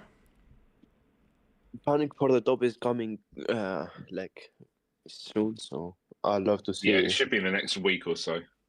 Yeah, I've already seen the base skin. It's not that crazy, but there was doesn't matter. People will still get it because they can.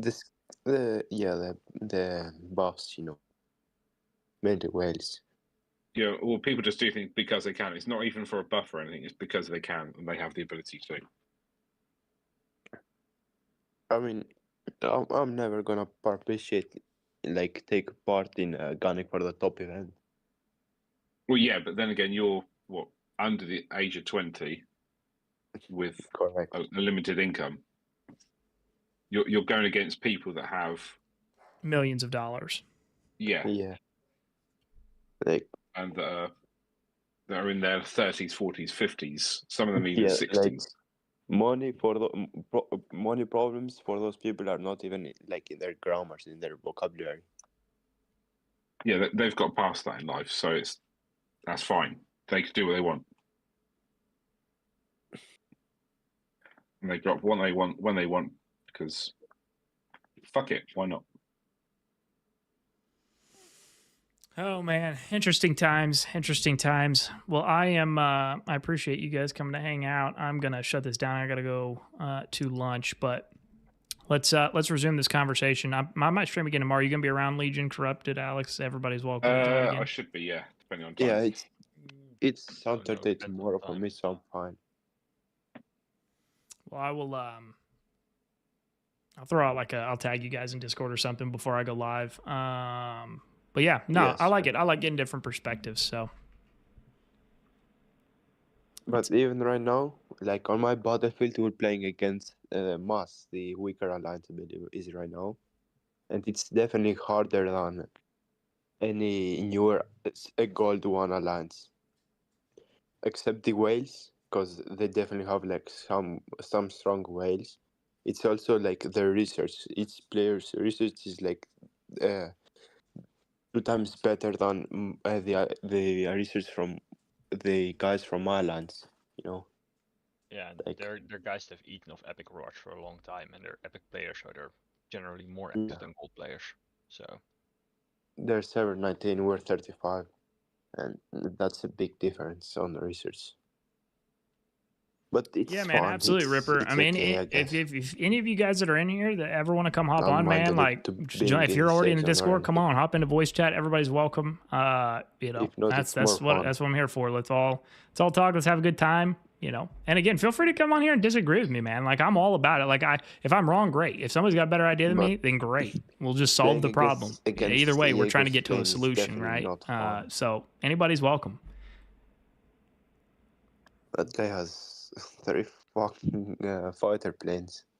Max research everything. All right, guys, I'm going to shut it down. Like I said, I appreciate you guys coming on and chatting. Legion, thank you. And then I will tag you guys if that's cool probably tomorrow before I go live. So if you guys want to come in here and kick it and chat and whatever, we can do it. Yeah, sounds good. All right, Same see you time, guys. or Time? I'm not sure. That's a good question. I'll shoot out a message to you guys though beforehand. all right, that sounds good to me. All right, see you guys. Right. See you in a bit. right. All right, guys, I am going to shut it down. I'm going to head to lunch. Thank you guys, seriously, so much for coming to hang out. I appreciate it. Love you guys as always. Thank you guys as well, genuinely, for the thoughts and suggestions and taking time to throw things out. Even those of you that disagree with me, those of you that disagreed and provided other alternative ideas, that's fantastic. That's what we need. So I appreciate you guys. Let's keep it going. I'll be back probably tomorrow. If not tomorrow, I'll be soon, but I'm going to shoot to be live again tomorrow. Would love to have you guys come out and, we'll have some fun. Hopefully some actual fighting going on and maybe talk a little bit more about Warpath. So I'm going to shut it down, guys. Like I said, I appreciate you guys. Love you guys. And we will see you guys more than likely tomorrow.